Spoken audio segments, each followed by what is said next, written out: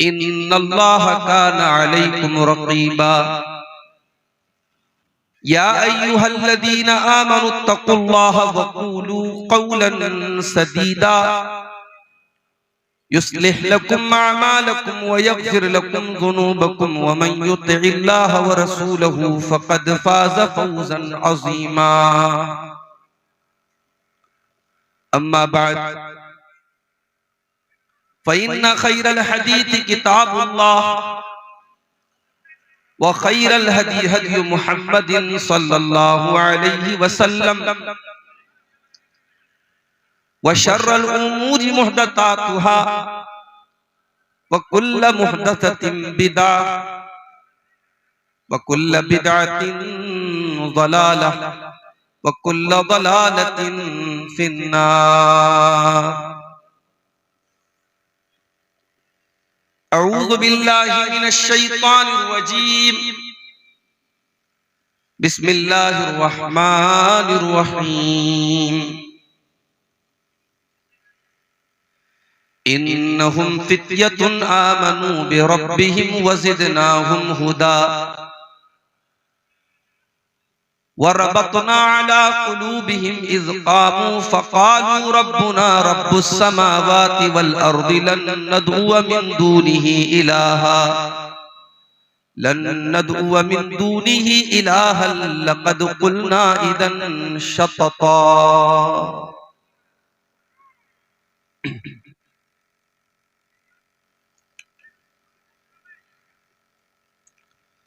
आज के नौजवान सुन ले मेरी फ़ुग़ां, आज के नौजवान सुन ले मेरी फ़ुग़ां। सूवे दश्तो दमन तारी के साहिबां, तू चला है कहाँ छोड़ कर गुलसितां। क्यों तुझे रास आई है फसले खिज़ां, तू जिधर है रवां खार है बस वहां। आज के नौजवान सुन ले मेरी फ़ुग़ां। मैंने माना अभी तू मुअम्मर नहीं, मौत का वक्त लेकिन मुकर्रर नहीं। दारे फानी है रास्ता कोई घर नहीं, तू मुसाफिर है दुनिया है एक साहिबां। तू मुसाफिर है दुनिया है एक साहिबां। आज के नौजवान सुन ले मेरी फ़ुग़ां। बाल अंग्रेज जैसे कटाए हुए, मूछ हद से ज्यादा बढ़ाए हुए, और दाढ़ी को बिल्कुल मुड़ाए हुए। क्या मुसलमान के हैं ये शायान शान। आज के नौजवान सुन ले मेरी फ़ुग़ां, आज के नौजवान सुन ले मेरी फ़ुग़ां। ऊंचे ऊंचे महल जो बनाए हैं ये, घर नहीं दर हकीकत सराए हैं ये। ऊंचे ऊंचे महल जो बनाए हैं ये, घर नहीं दर हकीकत सराए है ये। हरगिज़ अपने नहीं है पराए है ये, बाद तेरे कोई और होगा यहाँ। आज के नौजवान सुन ले मेरी फ़ुग़ां, आज के नौजवान सुन ले मेरी फ़ुग़ां। मैंने माना कि गानों में भी है कशिश, आशिकी के फसानों में भी है कशिश। पर बता कुछ अजानों में भी है कशिश। तुझको आवाज देता है रब्बे जहां, तुझको आवाज देता है रब्बे जहां। आज के नौजवान सुन ले मेरी फुगां, आज के नौजवान सुन ले मेरी फुगां। दाढ़ी रखना बहुत ही है मुश्किल मगर रोज़े महशर ये आका ने पूछा अगर। दाढ़ी रखना बहुत ही है मुश्किल मगर रोज़े महशर ये आका ने पूछा अगर। मेरी सूरत में क्या नक्स आया नजर, मेरी सूरत में क्या नक्स आया नजर, क्या कहेगा जवाबन बता तू वहां। आज के नौजवान सुन ले मेरी फुगां, आज के नौजवान सुन ले मेरी फुगां। और आखिरी शेर समाप्त फरमाए, बैठकों में न यूं वक्त बर्बाद कर। आज जलसे में हम देखते हैं कि बड़ी तादाद में नौजवान सड़कों पर घूमते रहते, मस्ती करते रहते हैं।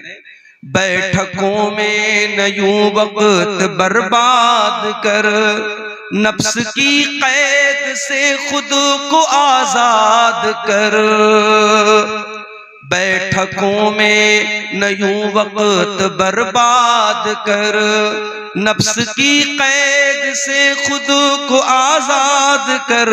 अपने खल्लाक को भी कभी याद कर, अपने खल्लाक को भी कभी याद कर।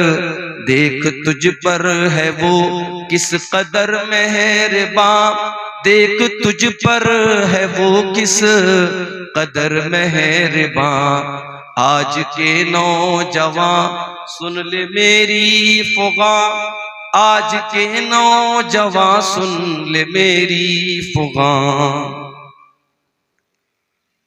मुअज़्ज़ज़ उलमाए किराम, मुहतरम बुजुर्गों, नौजवान साथियों, माँ और बहनों, प्यारे बच्चों, रात के तकरीबन 2 बज रहे हैं। आज का प्रोग्राम 25 दिसंबर की तारीख को मुनक्किद हुआ था। 12 बजे के बाद अंग्रेजी कैलेंडर चेंज हो जाता है। 25 के बाद अब 26 दिसंबर की तारीख भी आ चुकी है। मौसम बहुत ज्यादा ठंडा तो नहीं है, लेकिन फिर भी सर्दी है।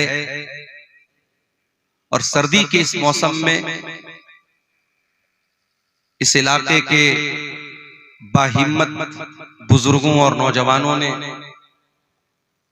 बहुत बड़ा खतरा मोल लेकर के आज का ये प्रोग्राम मुनक्किद किया।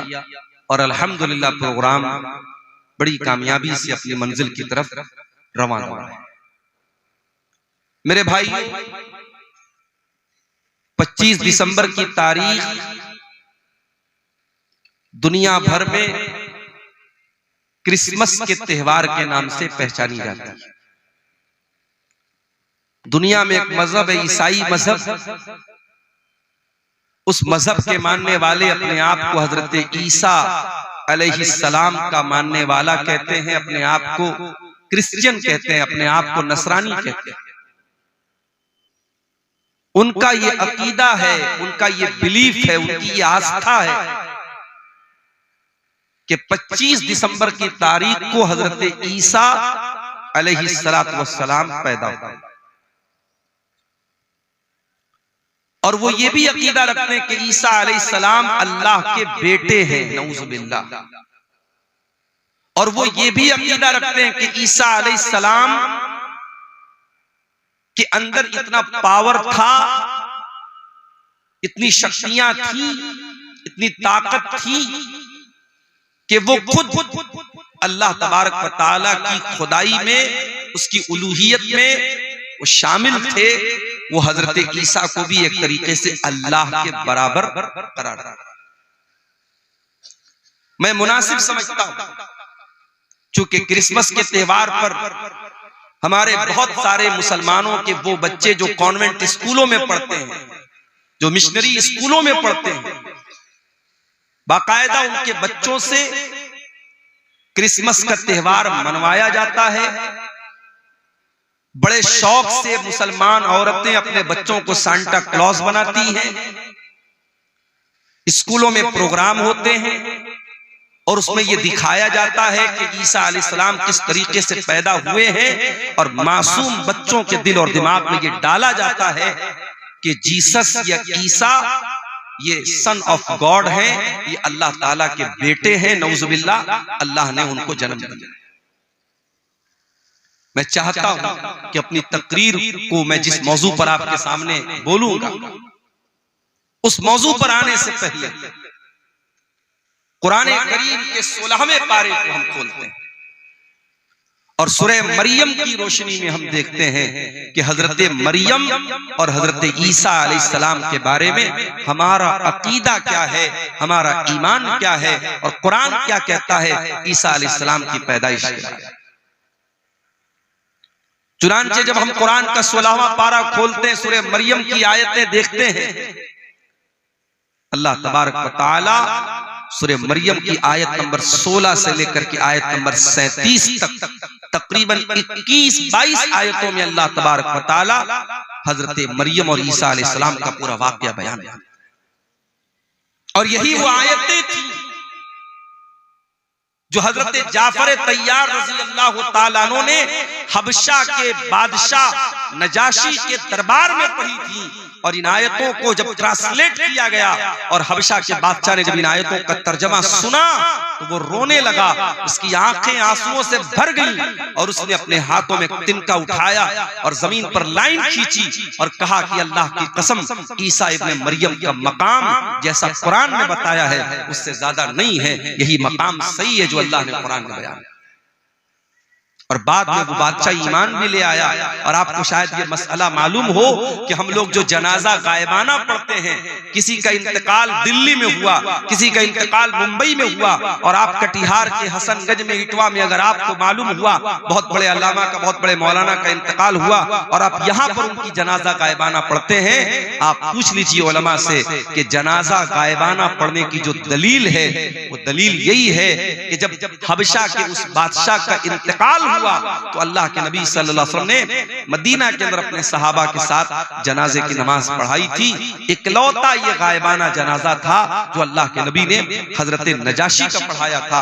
इसीलिए उलमा कहते हैं कि हर आदमी का जनाजा गायबाना नहीं पढ़ना चाहिए, जो बड़ा आलिम हो या कोई ऐसा इंसान हो जिससे समाज और मुसलमानों की सोसाइटी को बहुत बड़ा फायदा पहुंचता हो और वो नेक हो, दीनदार हो, ऐसे इंसान का जनाजा गायबाना पढ़ना चाहिए। हर किसी का जनाजा गायबाना पढ़ना ठीक नहीं है, ये बहुत सारे उलमा का ये फतवा है।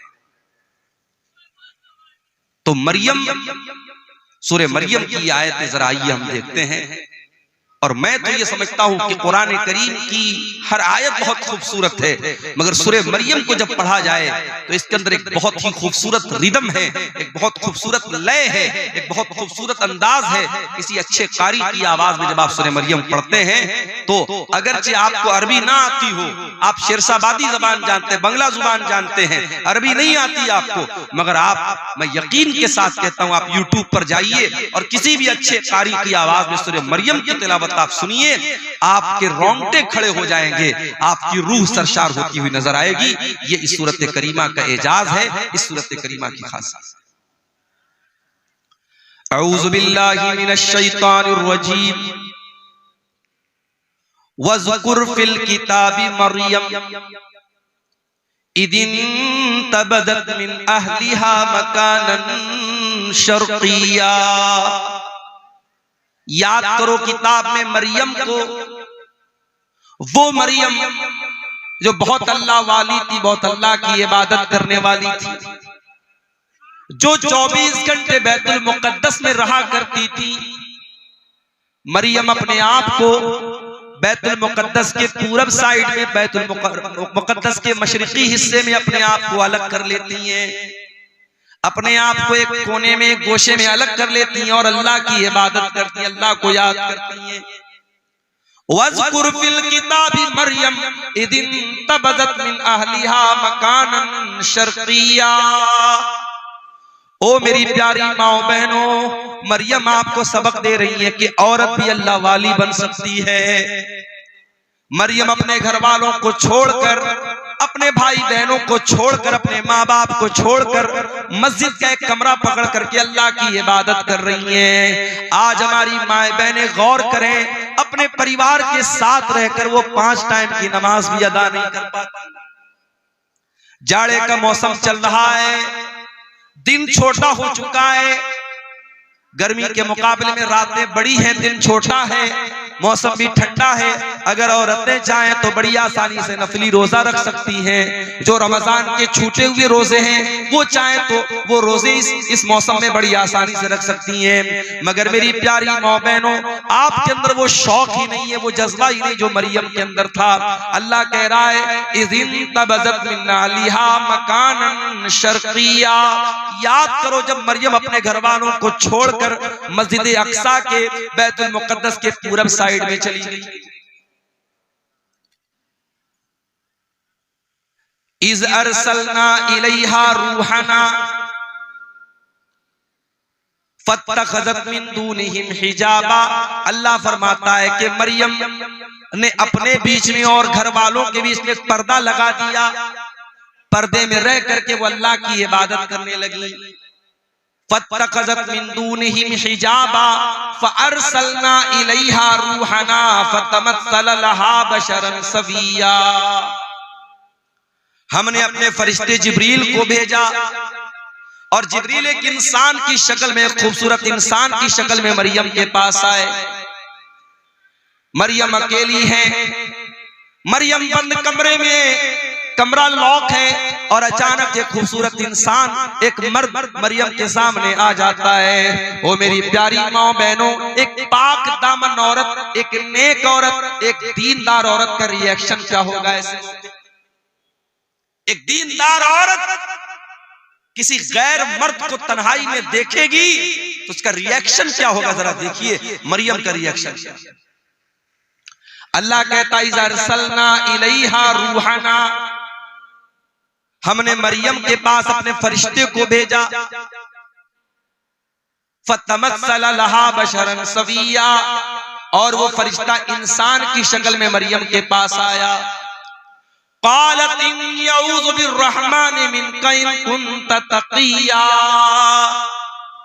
मरियम फौरन डर गई और कहने लगी मैं रहमान की पनाह चाहती हूँ, मैं अल्लाह की पनाह चाहती हूँ। इन कुन्त तक़िया, ऐ इंसान, ऐ आने वाले मर्द, अगर तू अल्लाह से डरने वाला है दूर हो जा, मेरे करीब ना आना, मैं तुझसे अल्लाह की पनाह चाहती हूँ। मरियम ने ये समझा कि ये कोई मर्द है, उनको मालूम नहीं था कि ये फरिश्ता है। मरियम ने उसको अल्लाह का नाम लेकर के उसको अल्लाह का डर याद दिलाया, अल्लाह का खौफ याद दिलाया। गुनाह के मौके पर अगर अल्लाह याद आ जाए तो ये दिल में ईमान के जिंदा होने की निशानी।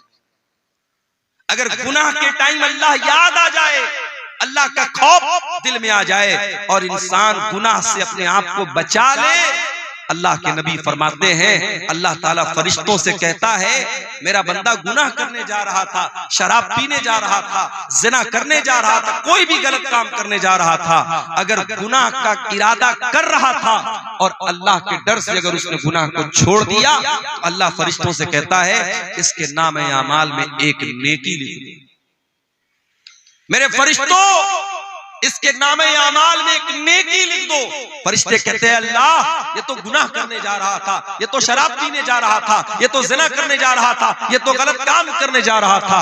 अल्लाह फरमाता है इन्नमा तरकहा मिन जर्राया, ऐ मेरे फरिश्तों, मेरे बंदे ने मेरे डर से इस गुनाह को छोड़ा है, मेरे खौफ से इस गुनाह को छोड़ा है, लिहाजा इसके नामे अमाल में एक नेकी लिख दो। ये नेकी का हकदार है, ये गुनाह का हकदार।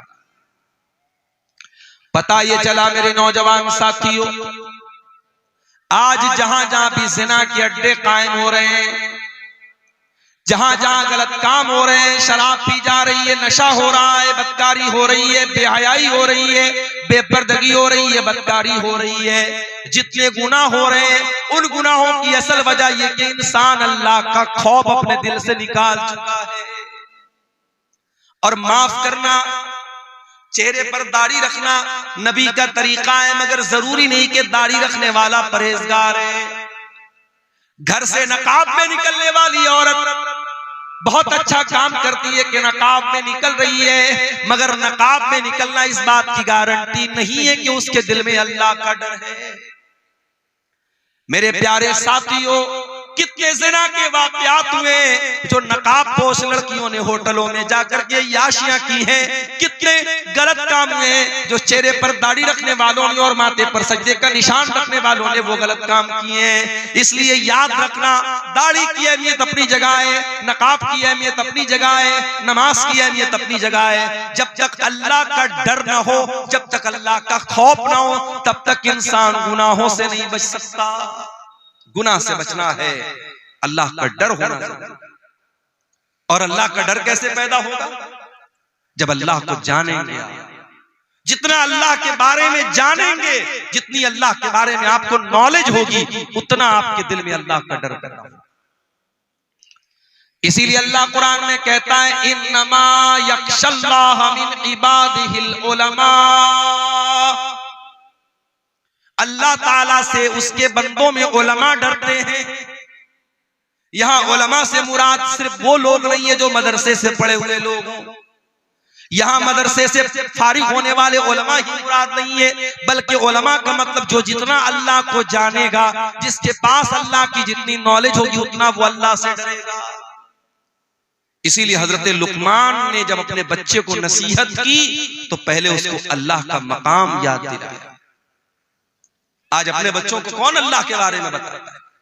हमारा बच्चा जरा सा बड़ा हुआ, हम सिखाते बेटा good morning, good evening, good afternoon, good night, good bye, tata, ये सिखाते अपने बच्चों को। हमारा बच्चा कभी अपने मुंह से दुआएं सुनाए, ये हमारी तमन्ना नहीं। रात में हम बिस्तर पे सोने जाते हैं, अगर हम कोशिश करें, मैंने 2.5 साल की 2-2 साल की बच्चियों के मुंह से सुना है, माँ बाप ने उनको सिखाया है, तो रात में बिस्तर पे जाती है, माँ कहती है बेटा दुआ सुनाओ। 2 साल की बच्ची तोतली ज़बान में अपनी माँ से कहती है अल्लाहुम्मा बिस्मिका अमूतु व अहया। 2 साल की बच्ची वो दुआ सुना। आप जो तरबियत देंगे मेरे प्यारे साथियों, वो बच्चे आपके वही सीखेंगे, वही उसी पर अमल करेंगे। और सिखाने की सबसे बेहतरीन जो उम्र होती है वो बचपन की होती है। बच्चों को आपने बचपन से नमाज की आदत डलवा दी, इंशाअल्लाह जवानी में नहीं छूटेगी। बच्चों को बचपन में आपने कुरान का हाफिज बना दिया, इंशाअल्लाह सारी जिंदगी कुरान को याद रखेगा। बच्चों को बचपन में आपने तौर तरीका सिखा दिया, सारी जिंदगी उसको याद रहेगा। मेरे प्यारे साथियों, हजरत लुकमान ने अपने बच्चे को जब नसीहत की तो क्या कहा? या बुनय्या इन्नहा इन तकुम मिस्काल हब्बतिन मिन खरदलिन फतकुन फी सखरतिन औ फिस समावाति औ फिल अर्दि याति बिहल्लाह। ऐ मेरे बच्चे, याद रखना अल्लाह ताला इतना पावरफुल है और इतना नॉलेज रखने वाला है। अगर एक राई के दाने के बराबर भी तूने कोई गलत काम किया, तूने कोई अच्छा काम किया, और वो राई के दाने के बराबर कोई चीज आसमानों के अंदर कहीं छुपी हुई है, जमीन के अंदर कहीं छुपी हुई है, किसी पहाड़ के चट्टान के नीचे छुपी हुई है, अल्लाह ताला उस राई के दाने के बराबर चीज को कयामत के दिन सामने ले आएगा। वो राई के दाने के बराबर चीज भी अल्लाह ताला की नजर से ओझल नहीं हो सकती, अल्लाह की नॉलेज से बाहर नहीं हो सकती। तू क्या समझता है? तेरा कमरा बंद कर लेने से, तेरे कमरे की लाइट ऑफ कर देने से, तेरे अपने मोबाइल की हिस्ट्री को डिलीट कर देने से, तेरे व्हाट्सएप की चैटिंग को खत्म कर देने से तेरे गुनाहों पर पर्दा पड़ गया। अल्लाह को नहीं मालूम है, तू अल्लाह को बेवकूफ बना लेगा? नहीं मेरे भाई, अल्लाह को सब पता है। इसलिए अगर गुनाहों से बचना है, अल्लाह को पहचानो मेरे प्यारे। हजरत मरियम कहती हैं इन्नी अऊज़ु बिर्रहमानि मिनका इन कुन्त तक़िया। ऐ आने वाले इंसान, मैं रहमान की पनाह चाहती हूं, अगर तू अल्लाह से डरने वाला है मेरे करीब ना आना, मेरे पास ना आना। अच्छा, फरिश्तों के अंदर शहवत नहीं होती। हजरत जिब्रील इंसान की शक्ल में आए हैं, मगर जिब्रील फरिश्ते हैं, और फरिश्ते के अंदर कभी डिजायर और शहवत और ख्वाहिश नहीं। मर्द के अंदर, इंसान के अंदर ख्वाहिश है। कोई कितना ही नेक इंसान हो, अगर उसके सामने औरत आएगी तो जो एक मर्द की जो के अंदर जो फितरी तौर पर औरत को पाने की जो तलब है, जो रिक्वायरमेंट है, वो जरूर कहीं ना कहीं उसके दिल में पैदा होगा। कोई मर्द अगर ये कहता है, साहब, जैसे डॉक्टर जाकिर नायक का एक बड़ा वायरल हुआ था एक मामला, उन्होंने पड़ोसी मुल्क में जब उनका दौरा हुआ, उन्होंने कहा कि अगर किसी मर्द के सामने कोई औरत मेकअप करके बैठी है और काफी देर तक उसके सामने बातचीत कर रही है और मर्द को कोई फर्क नहीं पड़ रहा है, तो वो इसका मतलब कि वो मर्द गड़बड़ है, उसको अपना इलाज कराना है। बड़ा बवाल हुआ था उसको। मगर डॉक्टर जाकिर नायक ने जो बात कही थी, डॉक्टर जाकिर नायक की बहुत सारी बातों से इख्तिलाफ भी है, लेकिन बहुत सारी बातें उनकी सही है, यहां वो बिल्कुल सही है। इसीलिए हमारी शरीयत कहती है, अगर एक मर्द और एक औरत है तो बीच में तीसरा शैतान जरूर होता है। अगर एक गैर मर्द एक औरत गैर मर्द से अकेले में मिलेगी, मौलाना साहब मसला पूछने जा रही हूं, मौलाना साहब की हालचाल लेने जा रही हूं, आलिम साहब है, ये तो बड़े नेक है, तकरीर करते हैं, बड़े दीनदार हैं, अगर एक औरत एक मर्द तन्हाई में मिलेंगे, चाहे वो मर्द उस दौर का सबसे बड़ा परहेजगार इंसान हो और वो औरत उस दौर की अल्लाह की वलिया हो, नेक औरत हो, अगर एक मर्द और एक औरत तन्हाई में मिलेंगे, अल्लाह के नबी फरमाते इल्ला वसालिसुहुम शैतान, तीसरा वहां शैतान जरूर। इसीलिए इस्लाम में कोई एजुकेशन नहीं है मेरे भाई।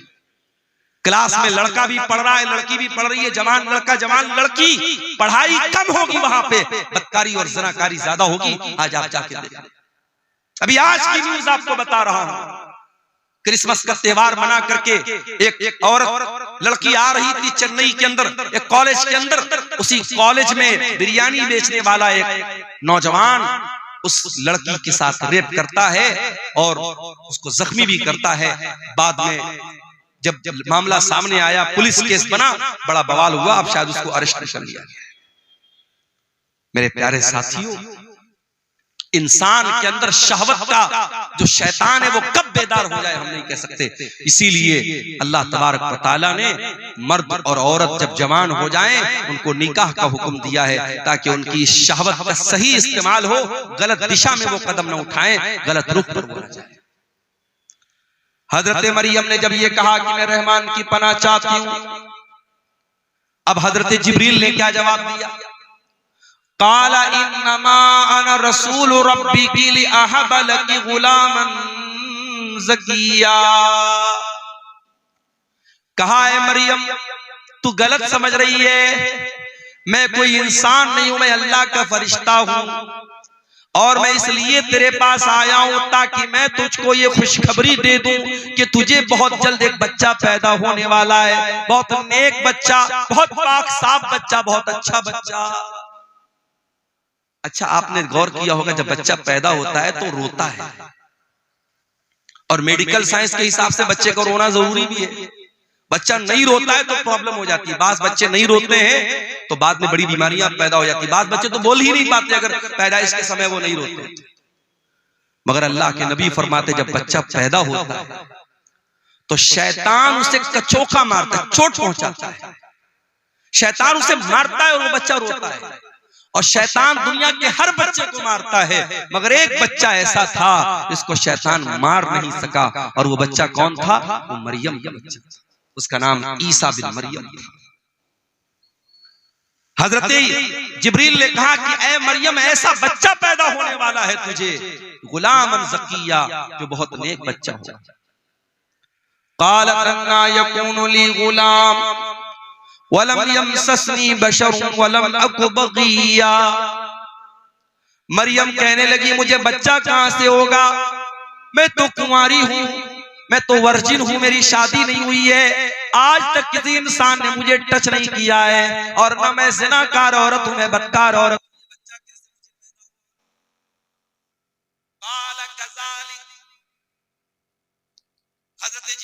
सुना कि अल्लाह का हुक्म है और तुम्हें बच्चा पैदा होगा।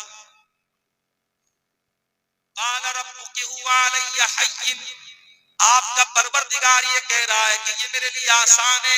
वलिनजअलहु आयतन लिन्नास, और अल्लाह ताला आपके बच्चे को बगैर बाप के पैदा करेगा ताकि वो बच्चा दुनिया के लिए एक निशानी बन जाए। वकाना अम्रम मक़दिया, और ये अल्लाह का हुक्म है जो पूरा होकर के रहेगा।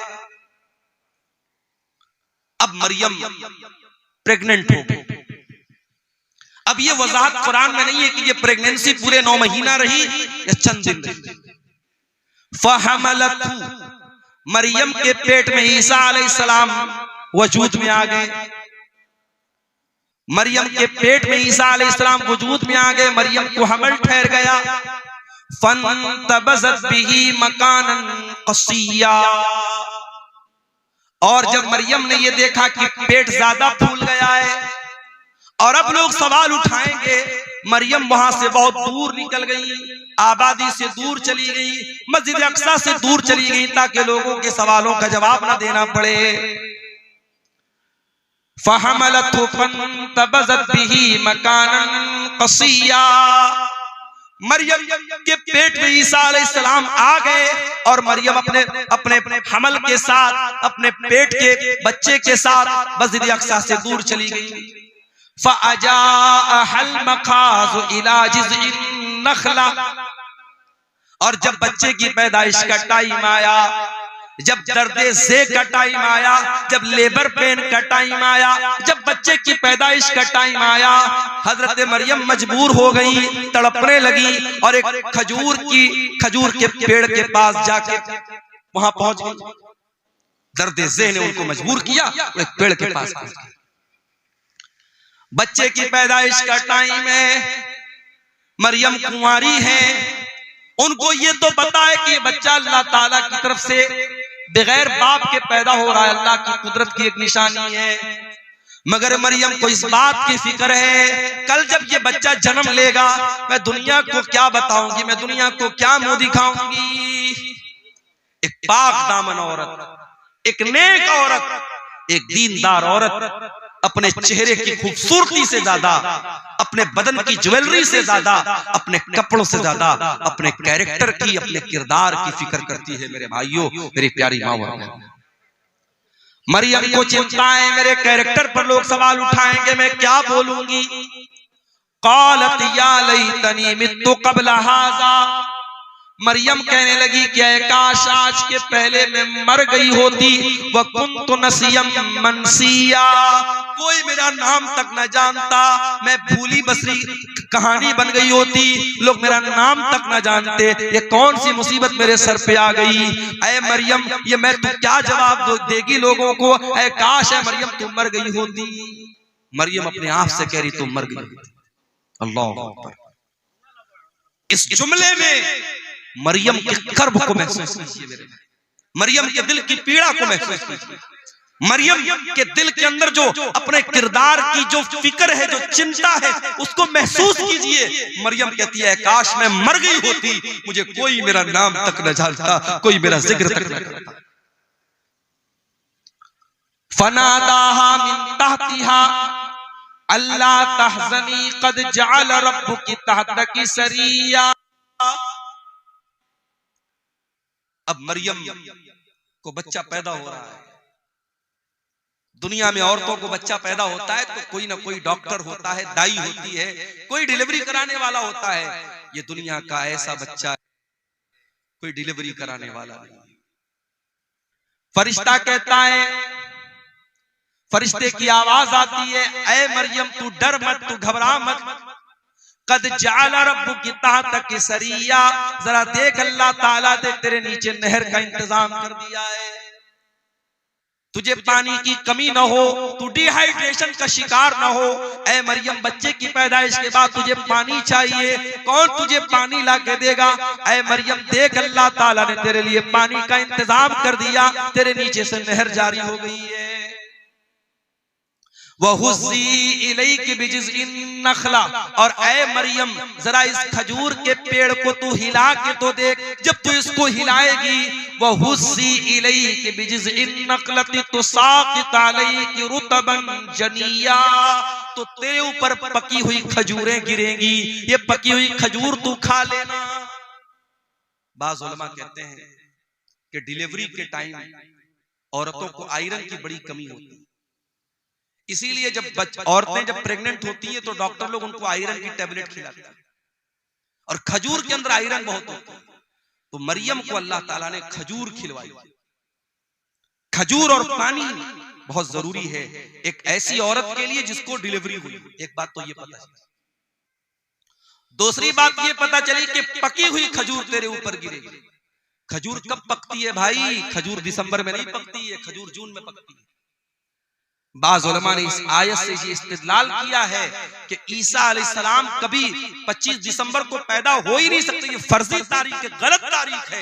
ईसा अलैहिस्सलाम जब भी पैदा हुए होंगे मई और जून के महीने में पैदा हुए होंगे, जो फलस्तीन के इलाके में मुल्क शाम में गर्मी का मौसम होता है, दिसंबर तो हर जगह सर्दी का मौसम। खजूर, पकी हुई खजूर तेरे ऊपर गिरेगी। अच्छा, एक सबक और मिल रहा है। मरियम को बच्चा हुआ है। औरत दुनिया की सबसे कमजोर अवस्था में कब होती है? जब बच्चा पैदा होता है। उस कमजोर अवस्था में भी अल्लाह ताला मरियम को हुक्म क्या दे रहा है कि ऐ मरियम, ये पेड़ तू हिलाएगी तब तुझे खजूर मिलेगी। अल्लाह ताला के लिए क्या नामुमकिन बात थी मेरे भाई।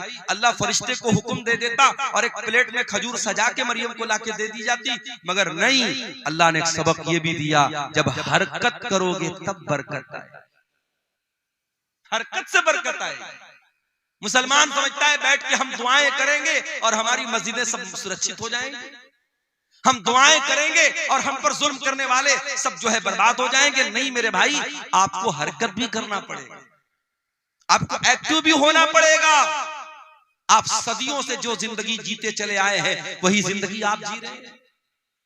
50 साल पहले भी सीमांचल का इलाका पिछड़ा हुआ था, आज भी आप पिछड़े हुए हैं। 50 सालों में जैन कम्युनिटी कहां से कहां पहुंच गई, सिख कम्युनिटी कहां से कहां पहुंच गई, इसी देश के बड़े छोटे छोटे तबके कहां से कहां पहुंच गए। आपका सीमांचल क्यों पीछे है? मेरे भाइयों, कोई और दोषी नहीं है, दोषी हम और आप। हम और आप जब तक अपने आप को ऊपर उठाने की कोशिश नहीं करेंगे, हरकत नहीं करेंगे, बरकत नहीं आएगी। मरियम ने पेड़ को हिलाया है तब ऊपर से खजूर गिरी। फकुली वशरबी वकर्री आईना, ऐ मरियम तू ये खजूर खा ले, ये पानी पी ले, ये खजूर खा करके पानी पी करके वकर्री आईना, ऐ मरियम तू अपनी आंखों को ठंडी कर ले, तू टेंशन न ले, तू चिंता न कर, तू फिक्र न कर। फकुली वशरबी वकर्री आईना फइम्मा तरयिन्ना मिनल बशरि अहदन फकुली इन्नी नज़रतु लिर्रहमानि सौमन फलन उकल्लिमल यौम इंसिया। और ऐ मरियम, कोई इंसान अगर नजर आ जाए और कोई पूछने लगे ये बच्चा किसका है, ये बच्चा कहां से आया, तो ऐ मरियम तू बात मत करना, तो इशारे से कह देना कि मैंने 3 दिन का रोजा रखा है। उस जमाने में जब लोग रोजा रखते थे तो बात नहीं करते थे, रोजे में कलाम भी मना था। अल्लाह का फजलो करम है, हम लोग रोजा रखते हैं तो हम लोग को तो बातचीत करने की आजादी है। उस जमाने में एक रोजा ऐसा होता था जिसमें बातचीत भी लोग नहीं करते। कहा है मरियम, जब कोई तुझसे बात करने की कोशिश करे तो तू बता दे कि मैंने अल्लाह की नजर मानी है, मैं 3 दिन तक किसी से बात नहीं करूंगी। 3 दिन गुजर गए। फअतत बिही कौमहा तहमिलुहु, मरियम अपने बच्चे को गोद में लेकर के आई। मरियम अपने बच्चे को गोद में लेकर अपनी कौम के पास आई। कौम के लोगों ने कुंवारी मरियम की गोद में बच्चा देखा। सारी कौम जानती है मरियम कुंवारी है, उनकी शादी नहीं हुई है। मरियम की गोद में बच्चा देखकर कालू लक़द जीती शैअन फरिया, कहा है मरियम ये बहुत बड़ा तू गुनाह करके आई है, बहुत बड़ा पाप करके आई है। या उख्ता हारून, ऐ हारून की बहन, माँ कान अबू की इम्रा सौई व माँ कान तुम की बगिया। ऐ हारून की बहन, न तो तेरा बाप बुरा आदमी था, न तेरी माँ बदचलन थी, तूने ये गंदा काम कैसे कर दिया। अच्छा, ये मरियम के कोई भाई थे जिनका नाम हारून था। ये वो वाले हारून नहीं, मूसा अलैहिस्सलाम के बड़े भाई हारून, वो मुराद नहीं, कोई और हारून है जो उनके भाई थे, मरियम के भाई थे। अच्छा, एक बात और पता चली, लोगों ने 3 रिश्तों का नाम लिया। ऐ हारून की बहन, इसका मतलब हारून कोई बहुत नेक आदमी था जो मरियम का भाई था। ऐ हारून की बहन, तेरा भाई इतना नेक इंसान, तेरा बाप इतना नेक इंसान, तेरी माँ इतनी अच्छे किरदार और कैरेक्टर की, तू कैसे पापी निकल गई। पता ये चला कि ये त्रिकोण है। अगर किसी लड़की का भाई ठीक ठाक है, लड़की का बाप ठीक ठाक है और लड़की की माँ ठीक ठाक है, तो लड़की के बिगड़ने के चांसेस बहुत कम है। लेकिन जिस लड़की का भाई गड़बड़ हो, भाई की गर्लफ्रेंड है, तो यकीनन उस बहन का भी कोई बॉयफ्रेंड है। किसी ने बड़ा अच्छा जुमला कहा था, ऐ वैलेंटाइंस डे पर किसी लड़की को फूल देने वाले, जा देख तेरी बहन को भी कोई फूल दे रहा हो। और इसीलिए अल्लाह कुरान में जब जिना का जिक्र करता है, अल्लाह कहता है वला तक़रबुज़ ज़िना इन्नहु काना फ़ाहिशतन व साअ सबीला। ऐ मेरे बंदो, तुम जिना के करीब भी न जाना, ये बड़ा गंदा काम है, बहुत ही बुरा रास्ता है। अल्लाह ने जिना को रास्ता कहा। रास्ता क्यों कहा है भाई? जिस रास्ते पर आप चलेंगे उसी रास्ते पर कोई दूसरा चल के आपके घर की दहलीज तक आएगा। अगर आप किसी दूसरे की इज्जत व आबरू को छेड़ेंगे, कोई आपके घर की इज्जत पर भी डाका जरूर डालेगा। ये इसको हम मुतलक तौर पे इसको अल्लाह का कानून तो नहीं कह सकते, मगर दुनिया का तजर्बा और मुशाहदा है। कहा है हारून की बहन, तेरा भाई अच्छा इंसान, तेरा बाप अच्छा इंसान, तेरी माँ अच्छी औरत, तू कैसे इतना गंदा काम कर बैठी, तूने ये गंदा काम क्यों कर दिया। मरियम क्या जवाब देती? मरियम के पास कोई जवाब नहीं है। मरियम जवाब देगी, कौम के लोग मानने वाले नहीं है। फ़अशारत इलैहि, मरियम ने अपने बच्चे की तरफ इशारा किया। क़ालू कैफ़ नुकल्लिमु मन काना फ़िल महदी सबिया। कौम के लोगों ने कहा कि ऐ मरियम, क्या मजाक कर रही है, इस दूध पीते बच्चे से हम क्या बात करें। तू जवाब दे, तू माँ है, तू जवाब जब इस बच्चे से क्या बात करे, तू कैसी बेवकूफी की बात कर रही है, तू बच्चे की तरफ क्यों इशारा कर रही है, हम बच्चे से कैसे बात करें। अल्लाह, जब एक पाक दामन औरत के कैरेक्टर पर दाग लगाने की कोशिश हुई, एक पाकीज़ा औरत के किरदार पर जब लोगों ने धब्बा लगाने की कोशिश की, अल्लाह ने उसके दूध पीते बच्चे को ज़बान दी। दूध पीता बच्चा हमारे और आपके सामने थोड़ी बोलता है। दूध पीता बच्चा तो खाली रोता है, भूख लगे तब रोता है, प्यास लगे तब रोता है, पेट में दर्द हो तब रोता है। मगर ईसा बिन मरियम अपनी माँ की गोद में बोलते हैं, क़ाल इन्नी अब्दुल्लाह आतानियल किताब व जअलनी नबिय्या व जअलनी मुबारकन ऐनमा कुन्तु व औसानी बिस्सलाति वज़्ज़काति मा दुमतु हय्या व बर्रम बिवालिदती व लम यजअलनी जब्बारन शक़िय्या। अल्लाह, ईसा बिन मरियम अपनी माँ की गोद से कहते, ऐ लोगों, कान खोल करके सुन लो, मेरी माँ पर कोई इल्जाम मत लगाओ, मेरी माँ के ऊपर कोई गंदा इल्जाम मत लगाओ। आओ मैं बताता हूं मैं कौन हूं। मैं ईसा हूं। I am the slave of God, I am the slave of Allah. मैं अल्लाह का बंदा हूं, मैं अल्लाह का बेटा नहीं हूं। ईसाई कहते कि हम ईसा अलैहिस्सलाम को मानते हैं, उनके चर्चों के बाहर ईसा अलैहिस्सलाम की बातें लिखी होती हैं, उनके चर्च के ऊपर ईसा अलैहिस्सलाम की फोटो लगी रहती है। वो क्रिसमस पर ईसा अलैहिस्सलाम की मूर्ति बना के दुनिया को दिखाते ईसा कैसे पैदा हुए। मगर ईसाइयों से जाके जरा पूछो कि ऐ ईसाइयों, तुमसे बड़ा बदनसीब कौन होगा कि जिस पैगंबर से तुम मोहब्बत का दावा करते हो, उस पैगंबर ने दुनिया में जन्म लेने के बाद सबसे पहली बात जो उस नबी की जबान से निकली है, तुम उसी पर ईमान नहीं रखते हो। वो नबी कह रहा है मैं अल्लाह का बंदा हूं, और तुम कहते हो ईसा अल्लाह के बेटे थे। कितना फर्क है तुम्हारे अकीदे में और ईसा अलैहिस्सलाम की तालीमात में। ईसा अलैहिस्सलाम दुनिया में जन्म लेने के बाद पहली बात ये कह रहे हैं, इन्नी अब्दुल्लाह, मैं अल्लाह का बंदा हूं। और ऐ लोगों, अल्लाह ने मुझे किताब दी है। अभी मैं माँ की गोद में खेल रहा हूं, मगर अल्लाह मुझे किताब देगा जिसका नाम इंजील होगा, और अल्लाह ने मुझे नबी भी बना लिया है। और मैं बरकत वाला हूं, जहां भी रहूंगा बरकत के साथ रहूंगा। और अल्लाह ने मुझे नमाज का हुक्म दिया है और ज़कात का हुक्म दिया है। जब तक मैं जिंदा रहूंगा नमाज पढ़ता रहूंगा, ज़कात देता। कितने अफसोस की बात है। ईसाई शराब पीता है, ईसाई जिना करता है, ईसाई गलत काम करता है, अपने चर्च में जाता है, वहां चर्च का पादरी कहता है कि तूने शराब पिया है, तूने जिना किया है, तूने मर्डर किया है, कोई बात नहीं, ले उसको शराब पिलाता है। ईसाई का जो पादरी होता है वो शराब पिलाता है और ये कहता है कि तेरे जितने पाप हैं वो अल्लाह के बेटे ने, गॉड के बेटे ने अपने ऊपर ले लिया।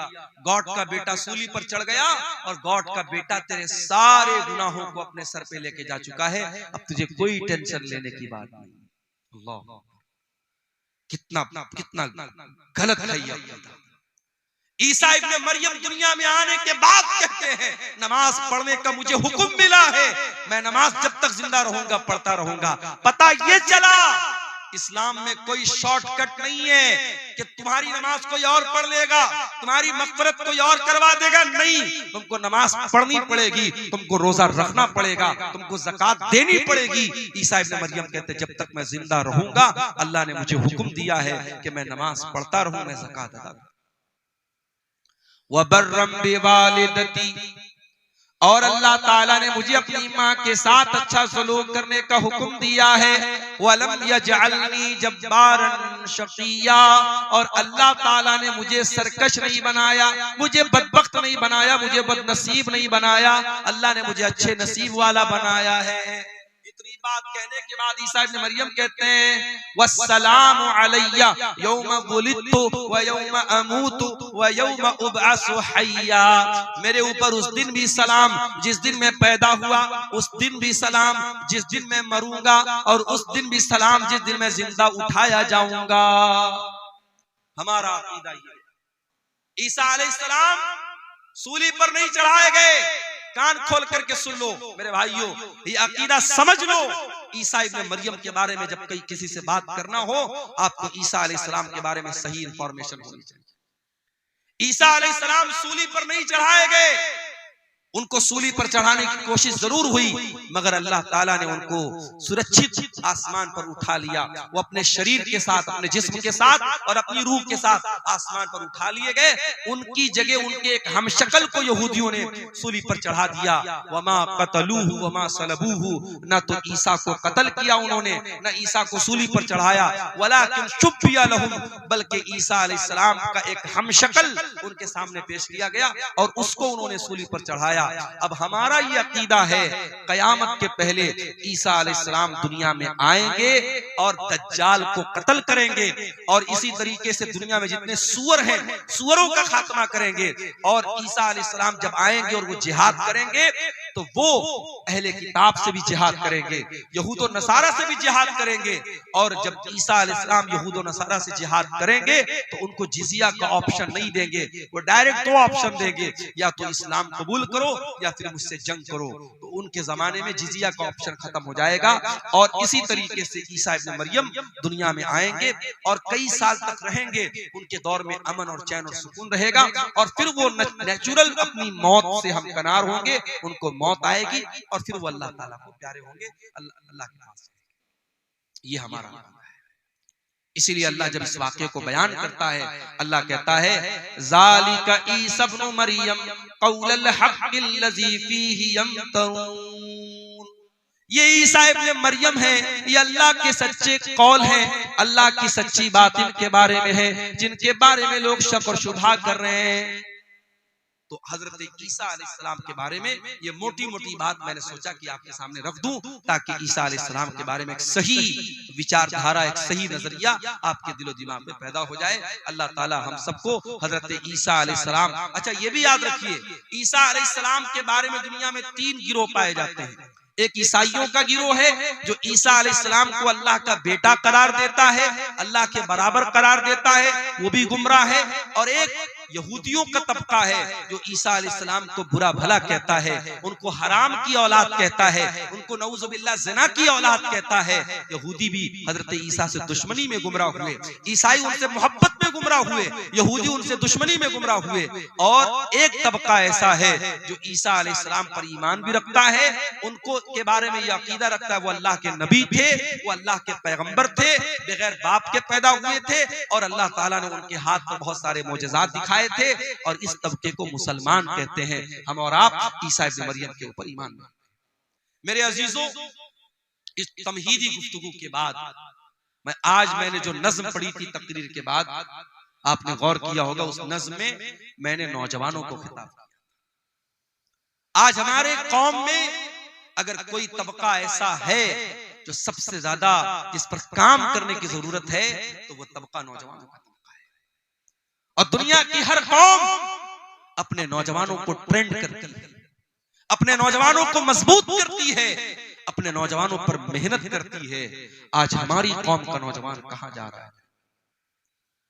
हमारे नबी की सीरत उठा करके देखिए, हमारे नबी के साथ जो सहाबा थे, जो आपके सफ़े अव्वल के सहाबा थे, जिन्होंने आपके साथ पत्थर खाए थे, आपके साथ जंगों में अपने सीने पर तीर और तलवार का जख्म बर्दाश्त किया था।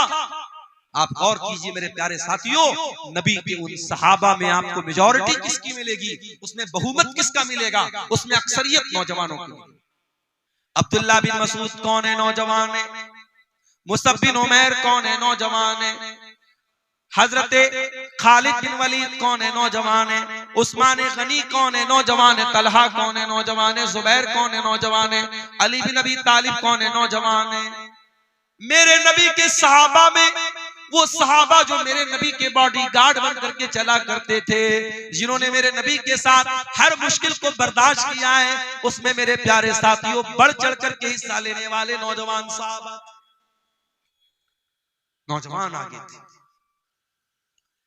और यही वजह है कि कुरान करीम में अल्लाह ताला नौजवानों को हाईलाइट करके बयान करता है।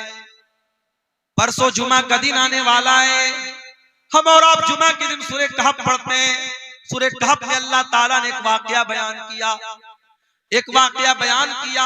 कि अल्लाह ताला के कुछ बंदों ने, एक मुशरिक बादशाह के दौर में वो रहते थे, जब बादशाह ने उनको मजबूर किया इस्लाम को छोड़ने के लिए, तौहीद को छोड़ने के लिए, तो उन अल्लाह के बंदों ने अपनी तौहीद को बचाने के लिए, अपने ईमान को बचाने के लिए अपने बाप का महल छोड़ दिया, अपने माँ बाप की हवेली को छोड़ दिया, और एक गुफा में, एक पहाड़ के गार में जाकर के सो गए। और 309 साल तक अल्लाह ताला ने उनको जिंदा सही सलामत सुलाए रखा। 309 साल तक वो सोए रहे। अल्लाह ताला जब इस वाक़े को बयान करता है तो अल्लाह ताला एक बात को हाईलाइट करता है। अल्लाह क्या कहता है? इन्नहुम फित्यतुन आमनू बिरब्बिहिम वज़िदनाहुम हुदा।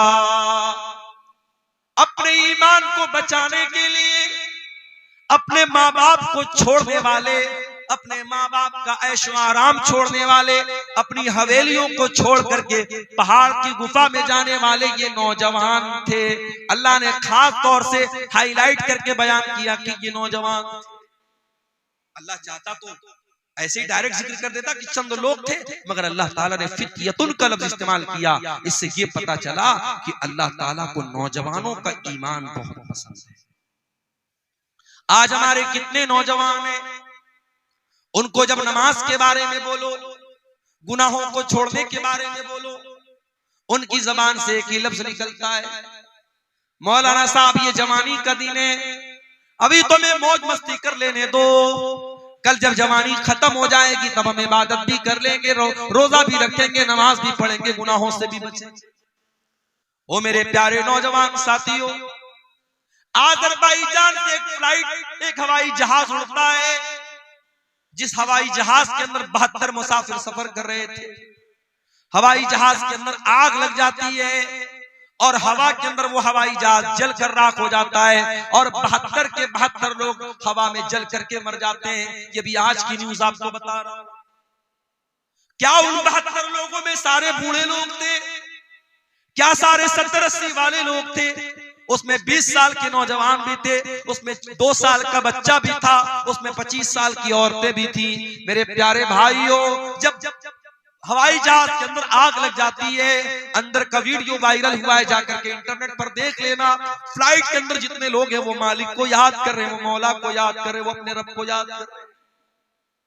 हम नहीं जानते कौन सा एक्सीडेंट हमारे साथ हो जाए, हम नहीं जानते कब मौत हमारे सर पर आकर के हमारी मोहलत को खत्म कर दे। मेरे प्यारे साथी, क्या आप इस बात की गारंटी लेके बैठे हैं कि आप बुढ़ापे तक जिंदा रहे? क्यों अपनी जवानी को गलत कामों में गुजारते हैं? मेरे प्यारे साथियों, हमें और आपको डरना चाहिए। याद रखो मेरे प्यारे साथियों, जवानी में जितने जज्बे के साथ आप नमाज पढ़ लेंगे, जवानी में जितनी ताकत के साथ आप हज उम्रा कर लेंगे, जवानी में जितने जोश के साथ आप अल्लाह की राह में पैसा खर्च कर देंगे, अल्लाह के दीन के लिए आप मेहनत कर लेंगे, कल बुढ़ापे में आप नहीं कर पाएंगे। मैंने वहां मक्के में देखा, सफा मरवा के दरमियान सही कर रहे थे हम लोग, कितने बूढ़े लोगों को मैंने देखा, बूढ़ी औरतों को देखा, बेचारी चलते चलते थक गई, हांफने लगी। कितने मर्दों को मैंने देखा व्हील चेयर पर, वो खाने काबा का तवाफ कोई कुर्सी पर लेकर के करा रहा है व्हील चेयर पे। वो इस लायक नहीं है कि वो खाने काबा के करीब जाकर के, अल्लाह के घर के पास जाकर के अपनी बॉडी पर, अपने शरीर पे चल के वो खाने काबा का तवाफ कर सके। जवानी होती है, लोग बोलते हैं हज कर लो, उम्रा कर लो, लोग नहीं करते हैं, लोग टाल देते हैं कि चलो बुढ़ापे में कर लेंगे, लड़की की शादी के बाद कर लेंगे, मकान बनवाने के बाद कर लेंगे। मेरे प्यारे साथियों, इस बात की क्या गारंटी है कि कल लड़की की शादी के बाद आप जिंदा रहोगे या लड़की की शादी तक आप जिंदा रहोगे? अभी परसों बनारस में मैं सफर पे निकल चुका था, एक जगह में सफर में गया हुआ था, बनारस में एक मैयत हो गई हमारे अपने मोहल्ले की, और एक इमाम साहब का इंतकाल हुआ। मेरे ख्याल से 50-60 साल उनकी उम्र थी, बिल्कुल हट्टे कट्टे सेहतमंद थे। फजर की नमाज पढ़ने गए और फजर की नमाज पढ़ करके जब वापस घर पे आए हैं, फालिज का हमला हुआ है, ब्रेन हेमरेज हुआ है और हॉस्पिटल ले जाते जाते उन्होंने दम तोड़ दिया। इस तरीके की अचानक मौतें यकीन कीजिए हर हफ्ते हमारे सामने आती हैं, हर महीने हमारे साथ। लेकिन हम बड़े गाफिल लोग हैं। किसी मदरसे में, किसी स्कूल में इम्तिहान का टाइम करीब आता है, जो बच्चा साल में कभी पढ़ाई नहीं करता है, अगर उसको पास होना है, अगर उसको अगली क्लास में जाना है, तो वो नादान बच्चा भी सोचता है नहीं यार साल भर नहीं पढ़ा, चलो कोई बात नहीं, इम्तिहान आ गया, एग्जाम आ गया, अब तो थोड़ी पढ़ाई कर लूं। वो मेहनत करता है, पढ़ाई करता है, उसको मालूम है अगर अब मैंने मेहनत नहीं की तो मैं पास नहीं हो पाऊंगा। मेरे प्यारे साथियों, क्या हमारा और आपका इम्तिहान करीब नहीं है? क्या हम अपनी मौत से करीब नहीं है? हम नहीं जानते हमारा वो इम्तिहान कब शुरू हो जाएगा, मौत कब आ जाएगी, हम नहीं जानते। हम कितने नादान हैं, हमको मालूम है हमारा इम्तिहान कभी भी लिया जा सकता है और हम कोई तैयारी नहीं कर रहे हैं। इसीलिए अल्लाह कुरान में कहता है, इक़्तरबा लिन्नासि हिसाबुहुम व हुम फी गफलतिन मुरिदून। ओ लोगों, तुम्हारे हिसाब का टाइम करीब आ चुका है, फिर भी तुम गफलत की नींद सो रहे हो। याद रखो मेरे भाइयों, 70 साल की उम्र में आप नमाजी बन भी जाएंगे, लेकिन 20 साल की उम्र में जो सजदा आप करेंगे, अल्लाह ताला को ये सजदा जितना महबूब है, 70 साल वाला सजदा अल्लाह को उतना महबूब है। 70 साल में कोई सुधर गया, 60 साल में कोई नेक बन गया, हम उसका मजाक नहीं उड़ा रहे, हम उस पर तंज नहीं कर रहे। कोई 60 साल की उम्र में अगर नमाज पढ़ रहा है बहुत अच्छी बात है, लेकिन तौबा करने का, अल्लाह की तरफ पलटने का, अल्लाह के दीन की तरफ आने का बेहतरीन टाइम जवानी का टाइम है। मेरे प्यारे साथियों, अपनी जवानी में तौबा करो, अपनी जवानी में अल्लाह के प्यारे नबी फरमाते हैं, ला तज़ूलु क़दमा इब्ने आदम मिन इंद रब्बिही यौमल क़ियामा। क़यामत के दिन इंसान अपनी जगह से हिल नहीं पाएगा जब तक वो 5 सवालों का जवाब न दे दे। इन 5 सवालों का जवाब अब्दुल गफ्फार साहब को भी देना पड़ेगा, इन 5 सवालों का जवाब हुसैन सलफी साहब को भी देना पड़ेगा, हमारे नाज़िम इजलास साहब को भी देना पड़ेगा, उस्मान मुखिया साहब को भी देना पड़ेगा, पढ़े लिखे को भी देना पड़ेगा, अनपढ़ को भी देना पड़ेगा, दौलतमंद को भी देना पड़ेगा, गरीब को भी देना पड़ेगा, सीमांचल के लोगों को भी देना पड़ेगा, नॉर्थ इंडिया के लोगों को, साउथ इंडिया के लोगों को, सारे बंदों को, सारे इंसानों को देना पड़ेगा। ला तज़ूलु क़दमा इब्ने आदम, जो आदम का बेटा है, जो इंसान है, जो मर्द है, जो औरत है, हर इंसान को और मर्द औरत को इन 5 सवालों का जवाब देना है। अल्लाह, दुनिया का कौन सा एग्जामिनर है जो एग्जाम के पहले आपको पेपर आउट कर दे? पेपर आउट हो जाए तो एग्जाम कैंसिल हो जाता है। उस मालिक का करम देखो, उस रब्बुल आलमीन की रहमत देखो, उसने कयामत के दिन का पर्चा आउट कर दिया। जा मेरे बंदे, तू तैयारी कर, 5 सवाल का जवाब सबको देना, हिल नहीं सकते। पहला सवाल होगा अनुम्रिही फीमा अफना। ऐ इंसान, तूने अपनी जिंदगी को कहां गुजारा?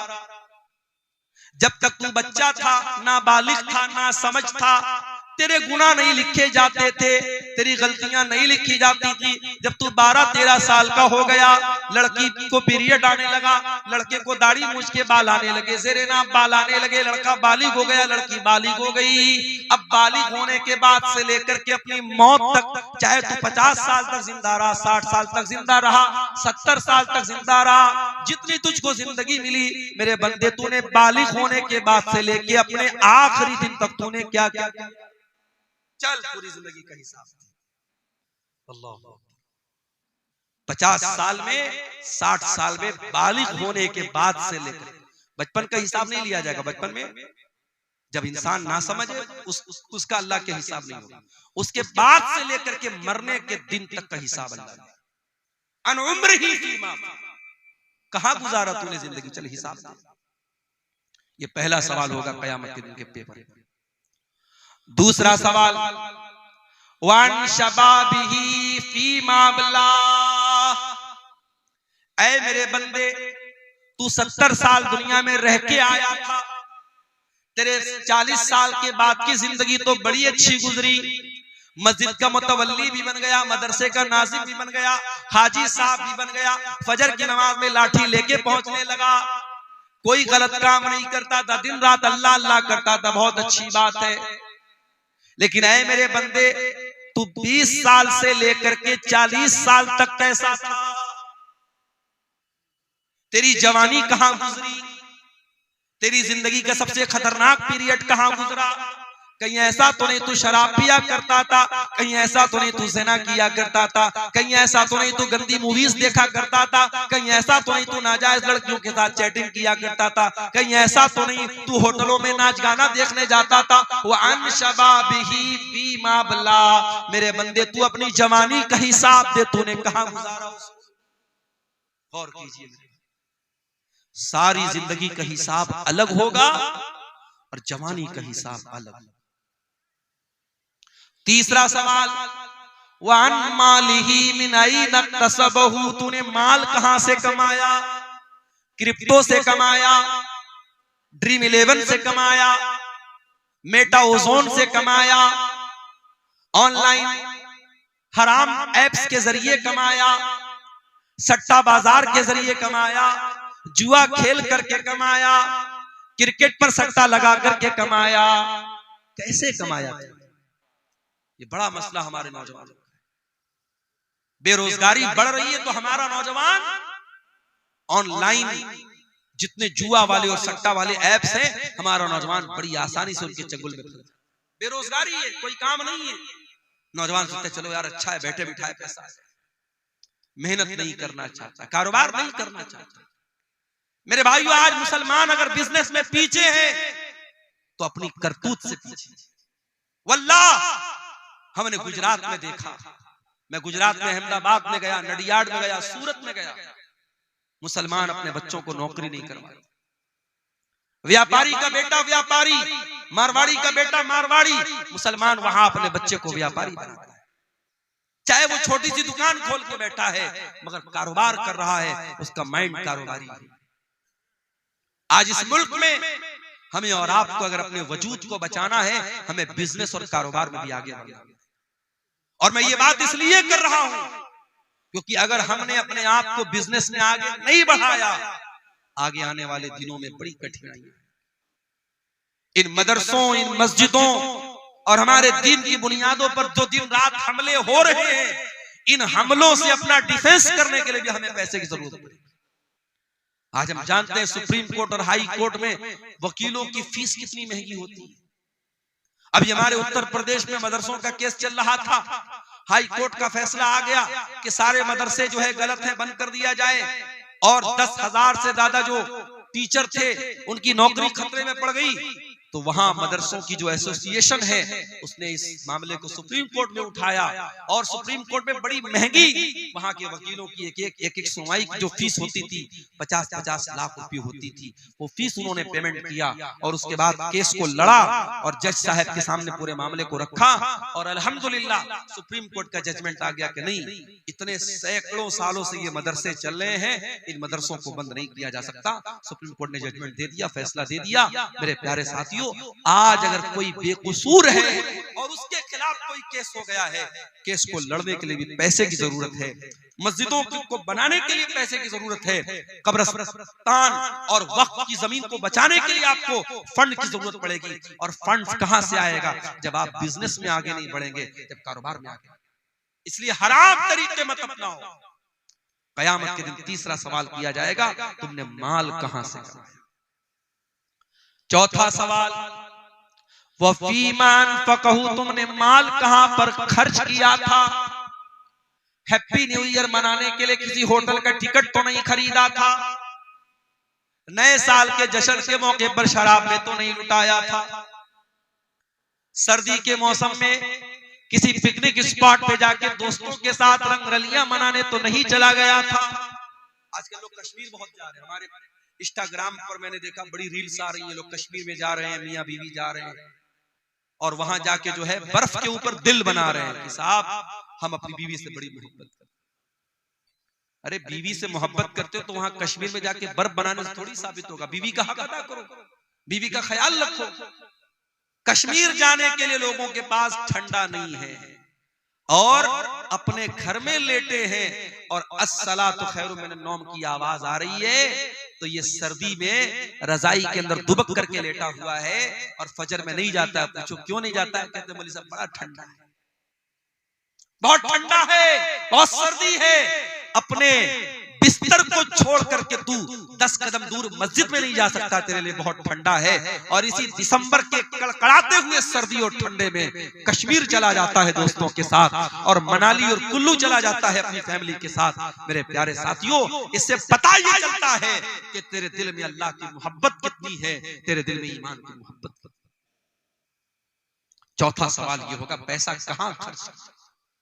ये मत सोचो पैसा हमारे बाप का है, पैसा हमने कमाया है, हमारी मर्जी हम जहां चाहे खर्च करें। नहीं, पैसा कहां से आया इसका भी हिसाब देना पड़ेगा, पैसा कहां खर्च किया इसका भी हिसाब देना पड़ेगा। ये जो हराम जगहों पर पैसा लुटाते हो, हिसाब देना पड़ेगा। शायर आ रहा है, शायरी पढ़ रहा है, अभी एक वीडियो मैंने देखा, शायर उल्टी सीधी शायरी पढ़ रहा है, लोग नोटों की बारिश कर रहे हैं। कई जगहों पर अहले हदीसों के जलसों में, प्रोग्रामों में शुअरा जो पढ़ रहे हैं, शायरी पढ़, उन पर नोट बरसाए जा रहे हैं। माफ कीजिएगा, ये मुनासिब तरीका नहीं है। ठीक है, आप शायर को हौसला अफजाई के तौर पे कोई रकम देते, उस पर एतराज नहीं है, मगर नोटों की बारिश करना, नोट बरसाना, एक एक नोट इस तरीके से उसके ऊपर लुटाना, ये गलत तरीका है, ये हराम तरीका है।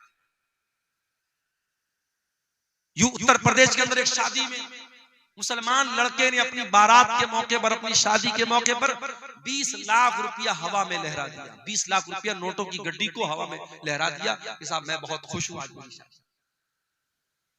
मेरठ के अंदर, उत्तर प्रदेश में मेरठ एक जगह है, मेरठ में एक मुसलमान की शादी हुई और लड़के को ससुराल से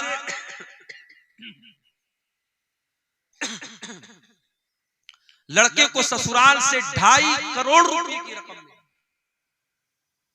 और मौलाना साहब जो निकाह पढ़ाने आए तो उनको 11 लाख रुपए कैश।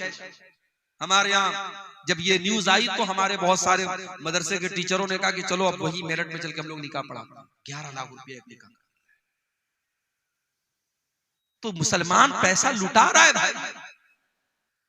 आज आप जाके देख ले, जितने खाने पीने की दुकानें हैं वहां गैर मुस्लिमों की भीड़ आपको नहीं मिलेगी, मुसलमानों की। ये कबाब की दुकानें, ये बिरयानी की दुकानें, ये चटर पटर सामानों की दुकानें कौन मिलेगा? मुसलमान मिलेगा। अभी मैं कटिहार स्टेशन के बाहर देखा, कोई चाय वाला था, चाय की दुकान पे वो चाय बेच रहा है, हांडी वाली चाय, बड़ी मशहूर चाय भाई। उसकी चाय पीने ज्यादा नौजवान मुसलमान जा रहे हैं और चाय भी पी रहे, साथ में सिगरेट का धुआं भी उड़ा रहे हैं। दौलत अल्लाह की बहुत बड़ी नेमत है।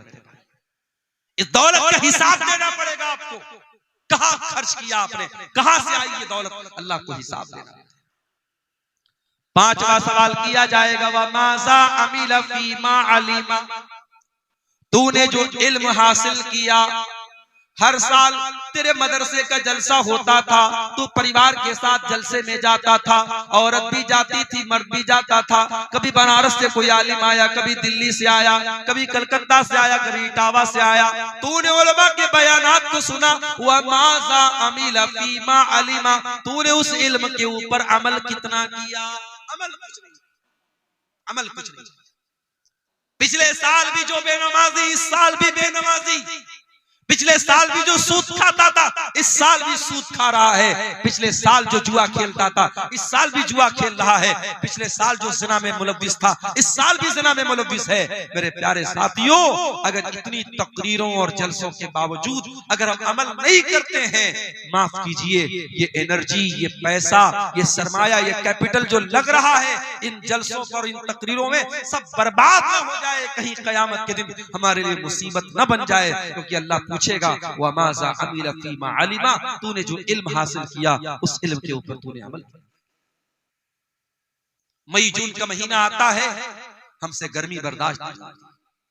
जिसके घर में अल्लाह ताला ने ताकत दी वो एसी लगवाता है, जिसके घर में इस्तिताअत एसी की नहीं वो कूलर लगवाता है, जिसके घर में कूलर नहीं कम से कम पंखा चल रहा है। हमसे गर्मी बर्दाश्त नहीं होती, हम ट्रेन का सफर करते हैं, हम कोशिश करते हैं एसी में सफर करें, गर्मी के मौसम में हम स्लीपर में सफर नहीं कर सकते। मेरे प्यारे साथियों, कभी आपने सोचा और गौर किया कि कब्र की उस 2 गज जमीन के अंदर जब आप जाएंगे, वहां कौन आपको एसी देगा, वहां कौन आपको कूलर देगा, वहां कौन आपको पंखा देगा? अल्लाह के नबी फरमाते हैं, अगर मरने वाले का अमल ठीक नहीं है, उसका अकीदा ठीक नहीं है, उसकी कब्र को उसके ऊपर तंग कर दिया जाएगा, उसकी कब्र को टाइट कर दिया जाएगा, इतना टाइट कर दिया जाएगा उसके बदन की पसलियां एक दूसरे के साथ मिल जाएंगी और बहुत ही खतरनाक किस्म का फरिश्ता आएगा और ऐसी शक्ल में आएगा, बड़ी हैबतनाक शक्ल में आएगा और हथौड़े से उसके सर पे मारेगा और वो चिल्लाएगा। वो मरने वाला जो कब्र में है वो चिल्लाएगा और उसके चिल्लाने की आवाज को इंसान और जिन्नात के अलावा सारी मखलूकात सुनेंगी, सारे जानवर सुनेंगे। वहां उस कब्र के अजाब से बचने की मेरे भाइयों हमने क्या किया? कयामत के दिन जब सूरज 1 मील की दूरी पर होगा, गर्मी से लोग बेहाल होंगे, पसीने में डूबे हुए होंगे। अल्लाह के नबी फरमाते हैं, सबअतुन युज़िल्लुहुमुल्लाहु फी ज़िल्लिही यौमा ला ज़िल्ला इल्ला ज़िल्लुहु। कयामत के दिन 7 लोग ऐसे होंगे जिनको अल्लाह ताला अपने अर्श का साया देगा और जिसको अल्लाह ताला अर्श का साया दे देगा उसको एसी की जरूरत नहीं पड़ेगी, उसको कूलर की जरूरत नहीं पड़ेगी, उसको गर्मी ही नहीं लगेगी, उसको पसीना ही नहीं बहेगा। समझो अल्लाह ताला अपनी स्पेशल एसी दे देगा कयामत में। किसको? 7 लोग। नंबर 1 अल इमामुल आदिल, अदल इंसाफ करने वाला इमाम। इमाम किसको बोलते हैं? मस्जिद में नमाज पढ़ाने वाला इमाम यहां मुराद नहीं है। इमाम से मुराद वो इंसान है जिसके हाथों में लोगों की बागडोर हो, जो अपने इलाके का सरपंच हो, अपने इलाके का सरदार हो, अपने शहर का जिम्मेदार हो, अपने रियाया का बादशाह हो, अपने इलाके का वजीर हो, जिसके हाथ में हुकूमत हो, प्रशासन हो, एडमिनिस्ट्रेशन हो, उसको अल्लाह के नबी ने इमाम कहा है। और इमाम की पहचान ये होनी चाहिए, वो इमाम आदिल, जिसके हाथ में हुकूमत हो, वो किसी के साथ अन्याय न करे, अत्याचार न करे, जुल्म न करे। अगर हुकूमत है और अत्याचारी है, वो जालिम है, अल्लाह की उसकी बड़ी सख्त। नंबर 2, वशाफुन नशा फी इबादतिल्लाह। और अल्लाह ताला कयामत के दिन अपने अर्श का साया उस इंसान को देगा, उस नौजवान को देगा जिसकी जवानी अल्लाह की इबादत में गुजरी हो। जवानी अल्लाह की इबादत, जिसकी जवानी मस्तियों में, हराम कामों में, अय्याशी में न गुजरी हो, जिसने अपनी जवानी को अल्लाह की इबादत में। शेख सादी कहते हैं, दर जवानी तौबा करदन शेवे पैगंबरी, वक्त पीरी गुर्गे जालिम दी शवत परहेजगार। अरे जवानी में तौबा करो, जवानी में तौबा करना और अल्लाह की तरफ लौट के आ जाना, ये पैगंबरों का तरीका है, ये नबियों का तरीका है। बुढ़ापे में तो जालिम भेड़िया भी शरीफ बन जाता है। बुढ़ापे में तौबा कर ली तो कौन सा कमाल। तौबा करना है तो जवानी में, नमाज की आदत डालना है जवानी में डालो। हज और उम्रा अगर अल्लाह ने दौलत दी है, हज और उम्रा जवानी में जाके करो, अपनी बीवी को लेके जाओ, जवानी में कराओ मेरे प्यारे साथियों। और जवानी में जब आप हज और उम्रा करेंगे उसकी एक अलग लज्जत है। उसके बाद फरमाया, वरजुलानी तहाब्बा फिल्लाहि इज्तमा अलैहि व तफर्रका अलैहि। और दो लोग आपस में मोहब्बत करते हो अल्लाह के लिए, मिलते हो तो अल्लाह के लिए, जुदा होते हो तो अल्लाह के लिए। मुझे मालूम है सीमांचल के इस इलाके में बहुत मोहब्बतें भी मुझे, बाज़ इलाकों में जाता हूँ, 70 साल का बूढ़ा आता है, मुझे बड़े खुश होकर के मुझसे मुसाफा करता है और बड़ी खुशी के साथ कहता है, मौलाना आज तक आपको यूट्यूब में देखते थे, आज पहली बार रियल देखे। ऐसी बूढ़ी औरतों के फोन भी मेरे पास आते हैं जो कहती है कि मौलाना रात में आपकी तकरीर सुने बगैर नहीं सोती, मेरा कोई रिश्ता नहीं है, कोई रिलेशन नहीं है, मैं उनके इलाके का नहीं हूं। फिर ये मोहब्बत क्यों है? ये मोहब्बत इसलिए है कि कहीं ना कहीं दिल में ये बात है कि ये अल्लाह की बात बता रहा है, रसूल की बात बता रहा है। अल्लाह की मोहब्बत ये हमारे और आपके रिश्ते को जोड़ रही है। 7 दिसंबर को मेरा प्रोग्राम था रत्नी, इसी कटिहार के रत्नी इलाके में। मजबूरी आ सकती है, मिस हैपनिंग आ सकती है। शनिचर का दिन था, प्रोग्राम में मैं नहीं आ सका, छुट्टी नहीं मिल पाई। जिम्मेदारान मुझे आखिरी दिन तक फोन करते रहे। मैं 1 हफ्ता पहले उनको बता दिया मैंने कि देखिए बहुत बहुत सख्ती हो गई है, छुट्टी नहीं मिल रही। लेकिन प्रोग्राम में मैं नहीं आ पाया। बाद में बहुत लोग नाराज भी हुए। लोगों ने वहां कमेटी वालों को कहा कि लोगों ने झूठ मूठ बात नहीं की, मौलाना से नाम दे दिया। हम सबको ये बात समझनी चाहिए, जलसे के मैनेजमेंट कमेटी को भी समझना चाहिए और आम पब्लिक को भी ये समझना चाहिए कि जिस मुकर्रिर को हम बुलाते हैं वो भी इंसान है, उसके साथ मजबूरी आ सकती है, उसके साथ कोई हादसा हो सकता है। और खास तौर से अगर वो इंसान किसी इदारे के साथ जुड़ा है, किसी बंधन में है, किसी मुलाजमत में है, तो फिर उसके साथ और मजबूरियां भी हो सकती हैं। हमें तमाम बातों का लिहाज रखना चाहिए। मोहब्बत कभी कभी बहुत भारी पड़ जाती है। अब कहीं मैं नहीं पहुंच पाया, जलसे वाले जानते मेरी मजबूरी है, लेकिन आम पब्लिक नहीं जानती। आम पब्लिक जलसे वालों को दोषी करार देती है और वो लोग नहीं समझते कि भी किसी मजबूरी की वजह से मौलाना नहीं आ पाए। तो अल्लाह के नबी फरमाते कि 2 लोग जो मोहब्बत करते हो अल्लाह के लिए, पैसे के लिए मोहब्बत बहुत होती होगी, जमीन जायदाद के लिए मोहब्बत बहुत होती होगी। नेताजी आते हैं आपके पास, बड़ी मोहब्बत की बात कर रहे हैं, नेताजी वोट लेने के लिए आते हैं, साल भर वोट मिल जाता है, फिर 5 साल गायब हो जाते हैं। मगर वो मोहब्बत कि रात में आप जब दुआ के लिए हाथ उठाते हैं तो आप दुआ करते हैं, वो मोहब्बत अल्लाह की, वो मोहब्बत के इंसान मर गया। इसी इलाके के जो बुजुर्ग उलमा दुनिया से चले गए, आज भी हम उनको याद करते हैं तो उनके लिए दुआ करते हैं। ये मोहब्बत अल्लाह के लिए होती है।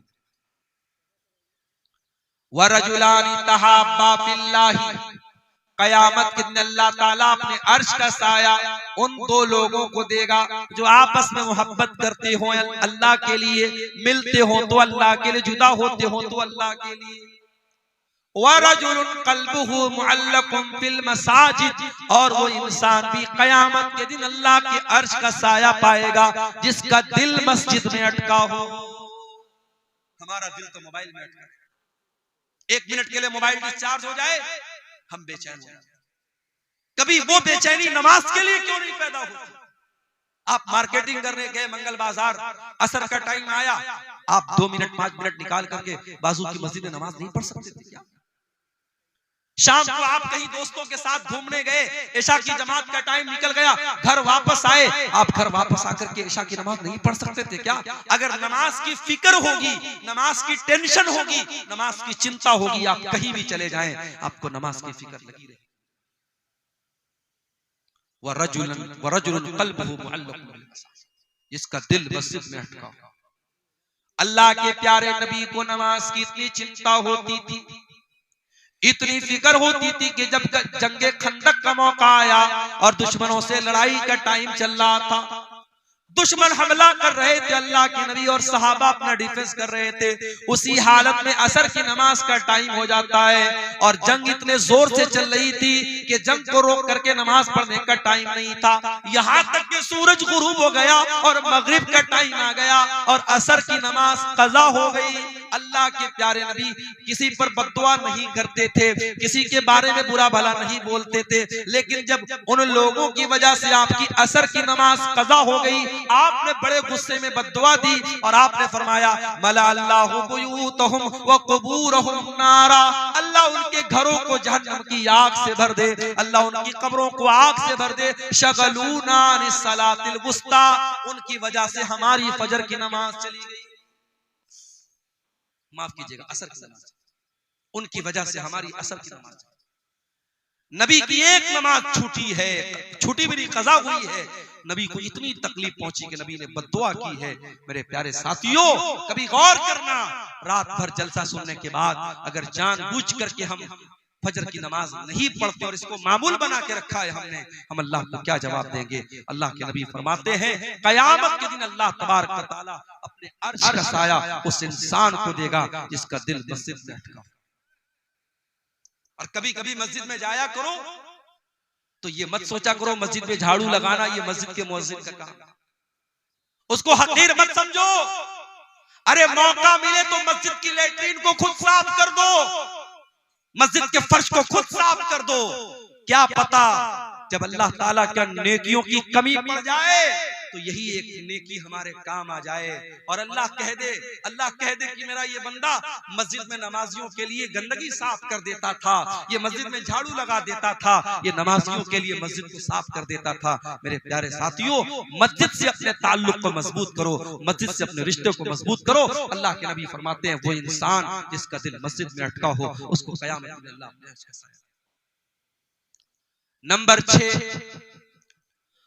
वरजुलुन दाअतहु इम्राअतुन ज़ातु मनसबिन व जमालिन फ़क़ाल इन्नी अख़ाफ़ुल्लाह, और वो इंसान भी क़यामत के दिन अल्लाह के अर्श का साया पाएगा जिसको कोई खूबसूरत औरत और पैसे वाली औरत, मलका औरत, हुकूमत वाली औरत गुनाह की दावत दे और वो ये कह के ठुकरा दे कि मैं अल्लाह से डरता हूँ। ज़िना का मौका मिले, बदकारी का मौका मिले और वो ठुकरा दे, उस पाक दामन इंसान को अल्लाह के नबी फरमाते हैं कयामत के दिन अल्लाह अपने अर्श का साया। आज हमारा नौजवान क्या कर रहा है? ज़िना के मौके तलाश कर रहा है, किसी लड़की का नंबर मिल जाए बार बार उस लड़की को फोन करके तंग करना, किसी का कोई फेसबुक आईडी मिल जाए। कितनी मुसलमान लड़कियां जो फेसबुक चलाती शिकायत करती हैं, अच्छे खासे जो बड़े दीनदार किस्म के लोग हैं जो दिन रात फेसबुक पर दीन की बातें करते हैं, वो भी प्राइवेट चैटिंग करने की कोशिश करते हैं। मोहतरमा आप क्या कर रही हैं, क्या खा रही हैं? मेरे भाइयों, जिना के मौके तलाश मत करो। अगर अल्लाह ने आपको जिना से बचाया है, बदकारी से बचाया, अल्लाह का शुक्र अदा करो, मौका मत तलाश करो। अगर आज तक अल्लाह ताला ने आपके दामन को इस गंदगी से बचा के रखा है, अपने भाइयों से भी कहता हूं, अपनी बहनों से भी कहता हूं, आइंदा जिंदगी में भी अपने दामन को बचा के रखो। इसलिए कि अगर गुनाह का मौका मिल रहा है तो ये शैतान की बहुत बड़ी चाल है और अल्लाह की तरफ से बहुत बड़ी आजमाइश है। और इस अगर गुनाह का मौका मिलेगा और फिर अपने आप को गुनाह से बचाना फिर आसान काम नहीं होगा। अल्लाह के नबी फरमाते हैं, वो इंसान जिसको कोई खूबसूरत औरत और पैसे वाली औरत गुनाह की दावत दे और वो ये कह के ठुकरा दे कि मैं अल्लाह से डरता हूं, उस इंसान को अल्लाह ताला कयामत में अपने अर्श पर। उसके बाद फरमाया वरजुलुन तसद्दक़ बिसदक़तिन फ़अख़फ़ाहा हत्ता ला तअलम शिमालुहु मा तुनफ़िक़ु यमीनुहु। अल्लाह के अर्श का साया उस इंसान को भी मिलेगा जो दाएं हाथ से सदका करे और इतना चुपके से सदका करे कि बाएं हाथ को भी पता न चले। जाड़े का मौसम है, एक इंसान कार से जा रहा है, फुटपाथ पर एक गरीब आदमी को देखा, बेचारा सर्दी में ठिठुर रहा है। वो अपने कार से उतरता है और अपनी जैकेट उसको पहना देता है, उसको कंबल उड़ा देता है। उस गरीब को मालूम भी नहीं मुझको कंबल उड़ाने वाला कौन है, उस अमीर को पता नहीं मैंने किसको कंबल उड़ाया है। कोई कैमरे से फोटो भी नहीं ले रहा है, कोई एडवर्टीजमेंट भी नहीं हो रहा है, कोई प्रचार प्रसार भी नहीं हो रहा है। सिर्फ इस बात की खुशी है कि ये काम मैं अल्लाह के लिए कर रहा हूँ। अल्लाह के नबी फरमाते हैं, अगर ऐसी कोई नेकी करके जाएगा तो अल्लाह ताला कयामत के दिन उसको अर्श का साया देगा। आजकल तो गरीब को राशन भी देते तो फोटो खींच के देते, कितनी गलत बात है।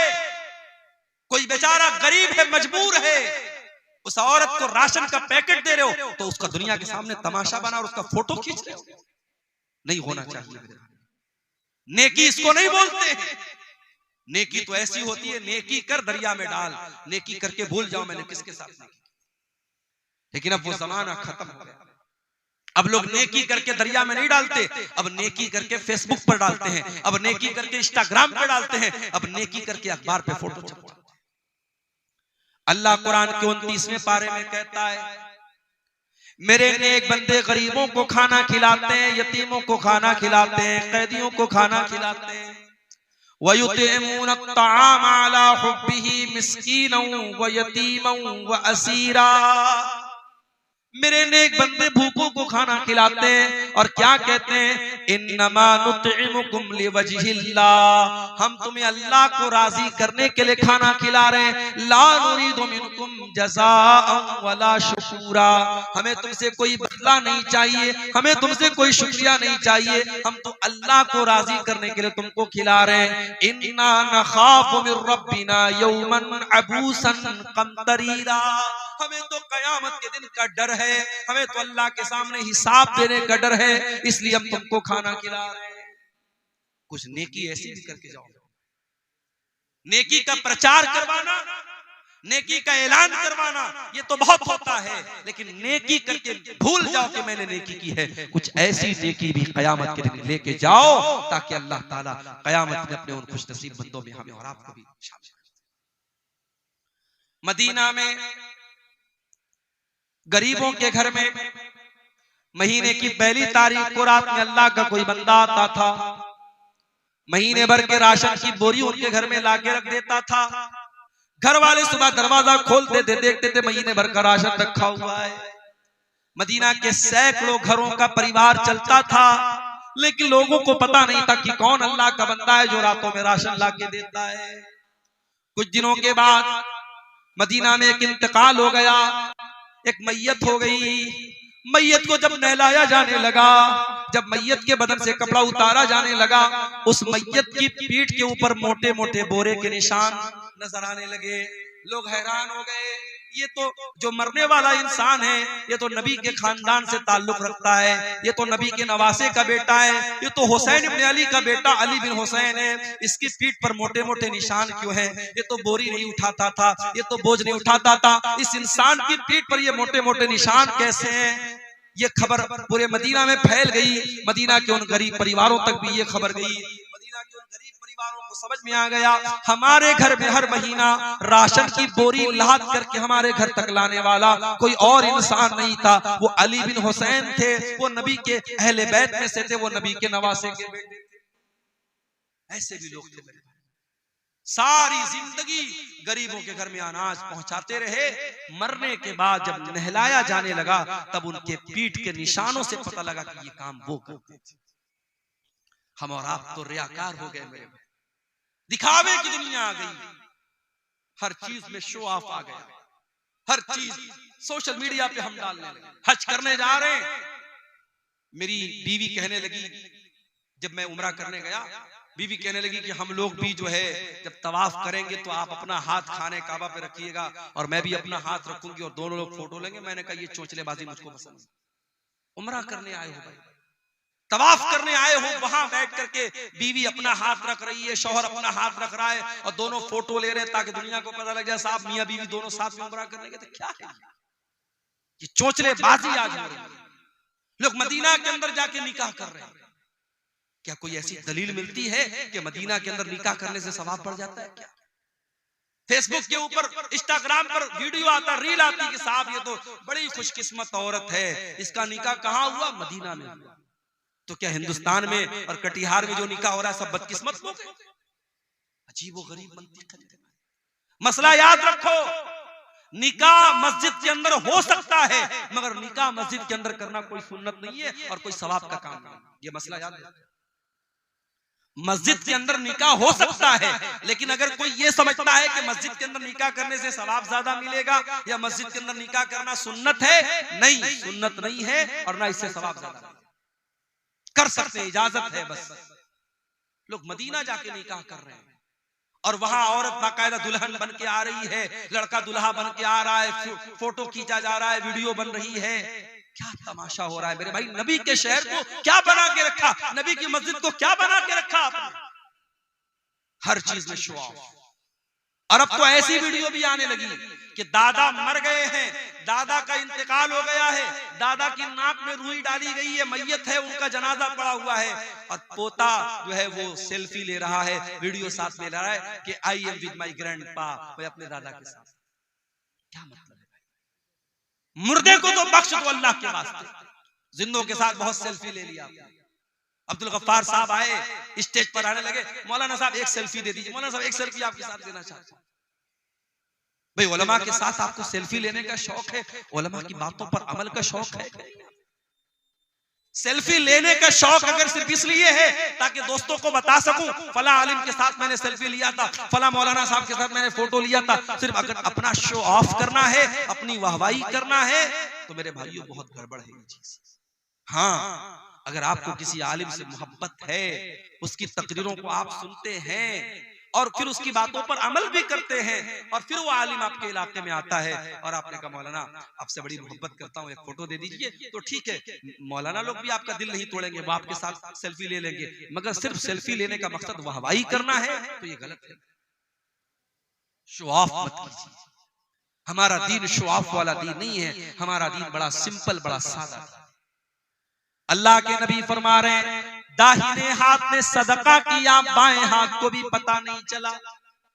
इतना चुपके से सदका किया, इतना चुपके से दान दिया, इतना चुपके से खैरात किया, दाहिने हाथ का सदका बाएं हाथ को पता नहीं चला।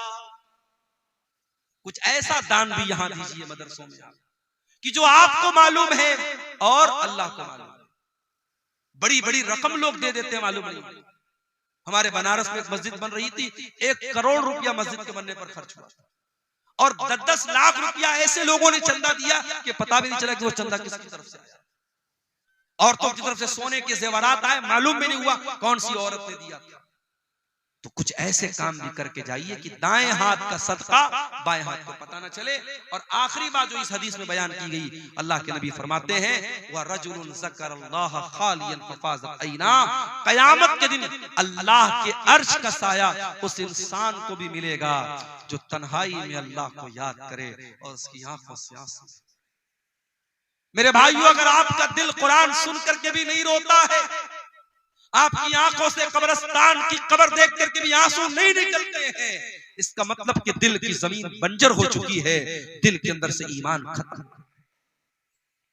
कभी कभी रात के सन्नाटे में अपने कमरे में बैठ करके अल्लाह को याद करो। मेरे प्यारे भाइयों, अपने माजी में किए गए गुनाहों को हम याद करें, अपनी गलतियों को याद करें और मालिक के रहमत को याद करें। मालिक के सामने आंसू बहा लें, मालिक के सामने रो लें, मालिक के सामने गिड़गिड़ा लें, मालिक से तौबा कर लें। अल्लाह की कसम, ये चंद आंसू हमारी मग़फ़िरत के लिए काफी हो जाए। अल्लाह के प्यारे नबी फरमाते ऐना नीला तमस्सुहु मन्नार, दो आंखें ऐसी हैं जो जहन्नम के अंदर नहीं जा सकती हैं। ऐनुन तारुस ऐनुन बातत तारुस फी सबीलिल्लाह, एक वो आंख है जो अल्लाह की राह में चौकीदारी कर रही है, जो अल्लाह की राह में बॉर्डर पर दुश्मनों से अपने देश की हिफाजत कर रही है, अपनी सरहद की हिफाजत कर रही है। व ऐनुन बकत मिन खशियतिल्लाह, और वो एक आंख जो अल्लाह के खौफ से, जिस आंख से आंसू बहता है, आंख में जहन्नम की आग नहीं जाएगी। इन आंखों से अगर अल्लाह के खौफ से चंद आंसू बह पड़े मेरे भाइयों, तो ये आंसू हमारी जहन्नम की आग को बुझाने के लिए इंशाअल्लाह काफी हो जाएंगे। और ये भी याद रखो, सर्दी जब बहुत ज्यादा होती है ना, तो हम घरों से नहीं निकलते। अभी तो सर्दी नॉर्मल है, लेकिन जनवरी में हो सकता है सर्दी ज्यादा पड़ेगी। जब सर्दी ज्यादा पड़ती है तो कोहरा बहुत ज्यादा हो जाता है, लोग अपने घर से नहीं निकलते। आपको मालूम है, सर्दी का ज्यादा होना भी जहन्नम के अजाब की एक निशानी है। अल्लाह के नबी फरमाते हैं, जहन्नम साल में 2 मरतबा सांस लेती है। जो गर्मी पड़ती है, सख्त गर्मी, जो मई जून की गर्मी पड़ती है, वो जहन्नम के सांस लेने की वजह से पड़ती है। और जो कड़ाके की सर्दी पड़ती है, वो जहन्नम के सांस लेने की वजह से पड़ती है। ये सही बुखारी और सही मुस्लिम की सही। तो मेरे अजीजों, मेरे नौजवान, अपनी जिंदगी का मकसद अल्लाह को राजी करना बनाओ। दुनिया वालों के चक्कर में मत पड़ो। दुनिया वालों को खुश करने के लिए कोई काम करोगे, आज लोग खुश होंगे, कल गाली देंगे। दुनिया वालों की मोहब्बत कब बदल जाएगी नहीं मालूम। अल्लाह की मोहब्बत अगर हासिल हो गई मेरे प्यारे साथियों, तो इंशाअल्लाह वो कभी नहीं मिटेगी। अल्लाह को राजी कर लो। अल्लाह के नबी फरमाते हैं, जो लोगों को नाराज करके अल्लाह को राजी करेगा, अल्लाह उसके लिए काफी हो जाएगा। और जो अल्लाह को नाराज करके लोगों को खुश करेगा, अल्लाह उसे लोगों के हवाले कर देगा। फिर अल्लाह अपनी नजर करम उसकी तरफ नहीं करेगा। मेरे नौजवान साथियों, अपनी जवानी की अहमियत को समझो और जवानी में तौबा करो और जवानी को गुनाहों से दूर करो। ये जितने गलत काम आज हो रहे हैं हमारे नौजवानों के अंदर, इन्हें देखकर वाकई में अफसोस होता है, तकलीफ होती है कि आज इस उम्मत का नौजवान कहां जा रहा है। जब सुबह हम 4 बजे रोड पर निकलते हैं, गैर मुस्लिम नौजवान हाईवे पर कसरत कर रहे हैं, कोई पुलिस की में जाने की तैयारी कर रहा है, कोई आर्मी में जाने की तैयारी कर रहा है, अपने दुनिया की नौकरी के लिए और दुनिया के मकसद के लिए। एक गैर मुस्लिम नौजवान सुबह 4 बजे उठ करके सड़क पर, वो भी टी-शर्ट पहन करके, लोअर पहन करके वो कसरत कर रहा है। और हमारा मुसलमान नौजवान रात में सिगरेट पी करके और जुआ खेल करके और शराब पी करके पड़ा हुआ है बिस्तर के ऊपर और फजर की नमाज में गायब है। मेरे प्यारे साथियों, ये सूरत हाल बड़ी तकलीफदेह है, ये सूरत हाल बड़ी तकलीफदेह है। आज के नौजवानों को आगे बढ़ने की जरूरत है। हमारी तारीख बड़े रोशन नौजवानों से भरी पड़ी है। हमने तारीख में उक़बा इब्न नाफे को देखा है, जिसने बहरे अतलस में अपने घोड़ों को दाखिल किया था और कहा था, अल्लाह की कसम, मोहम्मद के रब की कसम, अगर मुझे मालूम हो इस दरिया के उस पार भी कोई मखलूक रहती है, तो मैं अल्लाह की राह में अपने घोड़ों को पानी में डाल दूंगा और जाकर के उस कौम से जंग करूंगा जब तक कि वो ला इलाहा इल्लल्लाह और मोहम्मद रसूलुल्लाह का कलमा। हमारी कौम तो बहादुरों की कौम रही है मेरे भाई, हमारी तारीख तो बहादुरों की तारीख रही है। ये बुज़दिली की चादर हटा दो, ये मायूसी की चादर हटा दो, इस की तारीख बड़ी रोशन रही है। इस मुल्क को आजाद कराने में मौलाना अबुल कलाम आजाद, मौलाना हसरत मोहानी और इसी तरीके से बहुत सारे उलमाए किराम ने अपनी कुर्बानियां दी हैं। आज इस मुल्क में जो हालात हम देख रहे हैं, हम मायूस ना हो। इंशाअल्लाह अगर हम मेहनत करेंगे, स्ट्रगल करेंगे, मुल्क के हालात की तस्वीर भी इंशाअल्लाह बदलेगी। ये एक दो सवालात आए हैं, हम जवाब देकर के इंशाअल्लाह अपनी बात को खत्म करेंगे। एक सवाल आया है, क्या कोई नमाजी चीर कर दूसरे नमाजी को साइड हटाकर बैठते हैं तो उसकी इस्लाम में जायज की क्या सूरत है क्या? देखिए, ये बड़ा अहम मसला पूछा है जिसने भी पूछा है। मान लीजिए कि आप मस्जिद में गए और आगे की सफ में जगह नहीं है और पीछे आप अकेले हैं। अब अकेले सफ के पीछे अकेले नमाज पढ़ने से अल्लाह के नबी ने मना किया है, तो अब आप क्या करेंगे? तो कुछ लोग कहते हैं कि आगे की सफ में से किसी को खींच लेंगे हम। तो ये जो खींचने वाली रिवायत है वो सही नहीं है, ज़ईफ है। तो खींचना तो सही नहीं। अब क्या करेंगे? वेट करेंगे। कितना वेट करेंगे? अगर ज्यादा वेट करेंगे तो नमाज चली जाएगी, रकात चली जाएगी। तो अगर रकात जा रही है या नमाज जा रही है तो आप अकेले भी सबके पीछे खड़े हो सकते। अगर साइड में कोई जगह नहीं तो आप अकेले खड़े हो सकते। अब आप पूछेंगे मौलाना साहब जब मना किया गया हदीस में तो अकेले क्यों खड़े हो? तो इसलिए क्योंकि ये एक्सेप्शनल सूरत हाल है, ये मजबूरी की सूरत है और मजबूरी में सबके पीछे अकेले खड़े हो सकते। मिसाल के तौर पर अगर मर्दों की सफ लगी है और एक औरत को नमाज पढ़ना है तो औरत कभी भी मर्दों की सफ में नमाज नहीं पढ़ेगी, वो पीछे पढ़ेगी। तो अगर अकेली औरत और आगे मर्दों की सफ लगी है, या मान लो मियां बीवी भी घर में नमाज पढ़ रहे हैं, शौहर नमाज पढ़ा रहा है तो शौहर आगे खड़ा होगा, बीवी पीछे खड़ी होगी। तो जब औरत सबके पीछे अकेली खड़ी हो सकती है क्योंकि वहां एक्सेप्शनल केस है, तो मर्दों में भी अगर मजबूरी है, नमाज जा रही है, अगर कोई आ रहा है, कोई वजू कर रहा है तो वेट कर लो, आकर के उसके साथ शामिल हो जाओ। अगर नमाज जाने का डर है तो आप अकेले भी सबके पीछे खड़े हो सकते हैं। इस मसले में यही सही सूरत हाल है इंशाअल्लाह। ईद और रोजा सऊदी के तारीख के मुताबिक हिंदुस्तान में भी उसी दिन ईद मनाए और रोजा रखे, तो क्या ये सही है? देखिए, कुछ उलमा का जरूर ये फतवा है कि हमें सऊदी के हिसाब से रोजा रखना चाहिए और सऊदी के हिसाब से ईद मनानी चाहिए। कुछ उलमा का ये फतवा है, मगर उन उलमा का ये कहना है कि सारी दुनिया में एक ईद होनी चाहिए और एक रोजा होना चाहिए, जबकि ऐसा नहीं है। हम जानते हैं कि हमारे यहाँ जो चांद दिखता है वो सऊदी के चांद से एक दिन बाद दिखता है आमतौर से। तो अब जब ये डिफरेंस है और हमारी ईद और सऊदी की ईद हर साल डिफरेंट आ रही है, तो उन्हीं उलमा का ये भी फतवा है कि जब तक इस पर सारी उम्मत का इत्तेफाक नहीं हो जाता तब तक अपने इलाके के हिसाब से आप रोजा रखिए और अपने इलाके के हिसाब से आप ईद मनाइए। उसमें कोई नया मसला पैदा करके मुसलमानों में आपस में इंतशार पैदा। बेंगलोर वगैरह में बाकायदा मैंने देखा कि जो एक चांद वाले लोग हैं जो सऊदी के हिसाब से रोजा रखते हैं, वो एक दिन पहले अपनी ईद मनाते हैं और एक दिन पहले रोजा रखते हैं, उनकी ईदगाह भी अलग है। तो ये तो बहुत बड़ा फितना है, एक इंतशार पैदा हो रहा है, एक फितना पैदा हो रहा है। इससे हमें और आपको परहेज करना चाहिए। उसके बाद एक सवाल है, क्या सवाल है ये? नमाज में रुकू मिलने से क्या रकात पूरी हो जाती है या नहीं? देखिए, नमाज में रुकू मिल जाने से रकात मिलती है या नहीं, इस मसले में उलमा का इख्तिलाफ है। कुछ हदीसों से ये बात मालूम होती है कि रुकू मिल गया तो रकात मिल गई, लेकिन ज्यादातर दलीलों से ये बात समझ में आती है कि सिर्फ रुकू मिलने से रकात नहीं मिलती, क्योंकि जिसको रुकू मिला है उसको सूरह फातिहा भी नहीं मिली, इमाम के साथ क़ियाम भी नहीं मिला, इमाम के साथ क़िरात भी नहीं मिली। तो ज्यादा सही और मजबूत बात यही है कि रुकू मिलने से रकात आपकी काउंट नहीं होगी, आपको वो रकात दोहरानी पड़ेगी। इस मसले में इख्तिलाफ है, लेकिन ज्यादा मजबूत बात यही है। वल्लाहु आलम बिस्सवाब। पैदल हज पे जाना अभी के जमाने में क्या काबिल कबूल है? ये सब चोचलापन है बस। जब आज के जमाने में फ्लाइट है, सफर की सहूलत मौजूद है, तो अल्लाह ताला ने अपनी जान पर बिला वजह मशक्कत डालने से मना। ये तो वही वाली बात हो गई कि मस्जिद में एसी लगा है और पंखा लगा है और हम जानबूझ करके धूप में नमाज पढ़ें। नहीं साहब, हम तो गर्मी बर्दाश्त करेंगे। रोजे की हालत में हम जानबूझ करके दिन भर गर्मी में धूप में रहेंगे ताकि हमको रोजा ज्यादा पता लगे। तो अपनी जान पर बिला वजह मशक्कत डालना, ये जब एक सहूलत है फ्लाइट का सफर। एक जमाने में लोग पानी के जहाज से हज करने जाते थे, 6-6 महीना लोग जाते थे और उसमें कितने लोग हाजी लोग रास्ते में मर जाते थे, इंतकाल हो जाता था। आज अल्लाह का फजल करम है, कलकत्ता से, दिल्ली से, मुंबई से डायरेक्ट फ्लाइट जा रही है जद्दा।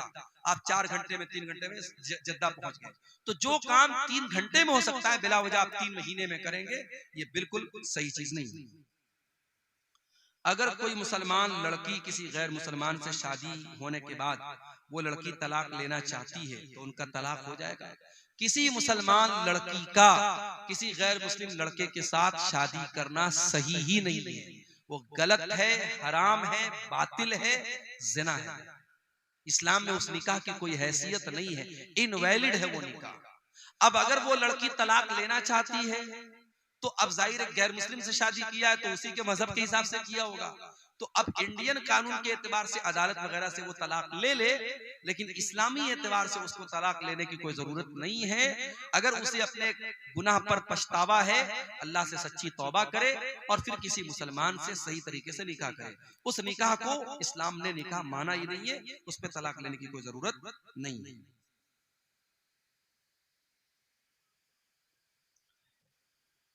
बीवी का शौहर पर कितना हक है? बीवी का शौहर पर बहुत हक है। अब उसको कितना परसेंटेज में तो नहीं बता सकते, लेकिन हाँ, इस्लाम में बीवी का शौहर पर भी हक है और शौहर का बीवी पर भी हक है। शौहर का हक क्या है बीवी के ऊपर? बीवी उसकी बात माने, उसकी खिदमत करे, उसको खुश रखे, उसकी जरूरतों को पूरा करे। और शौहर के ऊपर क्या हक है बीवी का? शौहर बीवी की तमाम जरूरतों को पूरा करे, उसको अच्छा खिलाए, अच्छा पहनाए, उसके ऊपर जुल्म ना करे, उसके जज्बात का ख्याल रखे। तो दोनों का एक दूसरे पर हक है। इस्लाम में वन वे ट्रैफिक नहीं है, इस्लाम में एक तरफा कोई भी हुक्म नहीं है। अगर कोई बच्चा पैदा होता है सनीचर की शाम 7 बजे, तो क्या अकीका के लिए सनीचर को शुमार करेंगे या इतवार से उसका शुमार किया जाए? देखिए, मगरिब के बाद दिन खत्म हो गया। अब मान लीजिए कि शाम को 7 बजे बच्चा पैदा होता है सनीचर को और मगरिब की अजान अगर उस इलाके में 6 बजे हो रही है, तो फिर वो सनीचर का दिन पहला दिन नहीं माना जाएगा, इतवार का दिन पहला दिन माना। और इतवार, सोमवार, मंगल, बुध, जुमरात, जुमा, सनीचर को उसका अकीका करेंगे। वो बच्चा इतवार का पैदा माना जाएगा और सनीचर वाले दिन उसका अकीका करेंगे। कोई दुआ की दरखास्त जुमा की नमाज की बात करें तो क्या हाथ उठा के दुआ कर सकते हैं?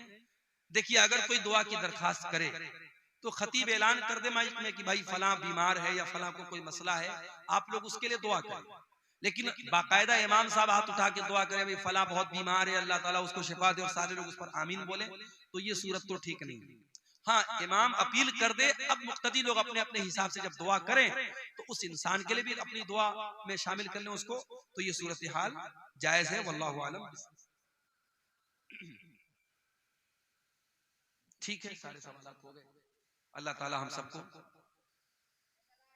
अगर कोई मुस्लिम समाज की लड़की गैर मुस्लिम लड़की के साथ भाग जाती है, उस लड़की का क्या मसला होगा? मसला यही होगा कि उसको रिस्क्यू करने की कोशिश करेंगे, उसको आजाद कराने की कोशिश करेंगे। अगर वो लड़की शर्मिंदा है, तौबा कर लेती है, फिर उस लड़की को एक्सेप्ट कर लिया जाए और उसकी किसी मुसलमान के साथ शादी कर दी जाए। कौन है? डॉक्टर शीश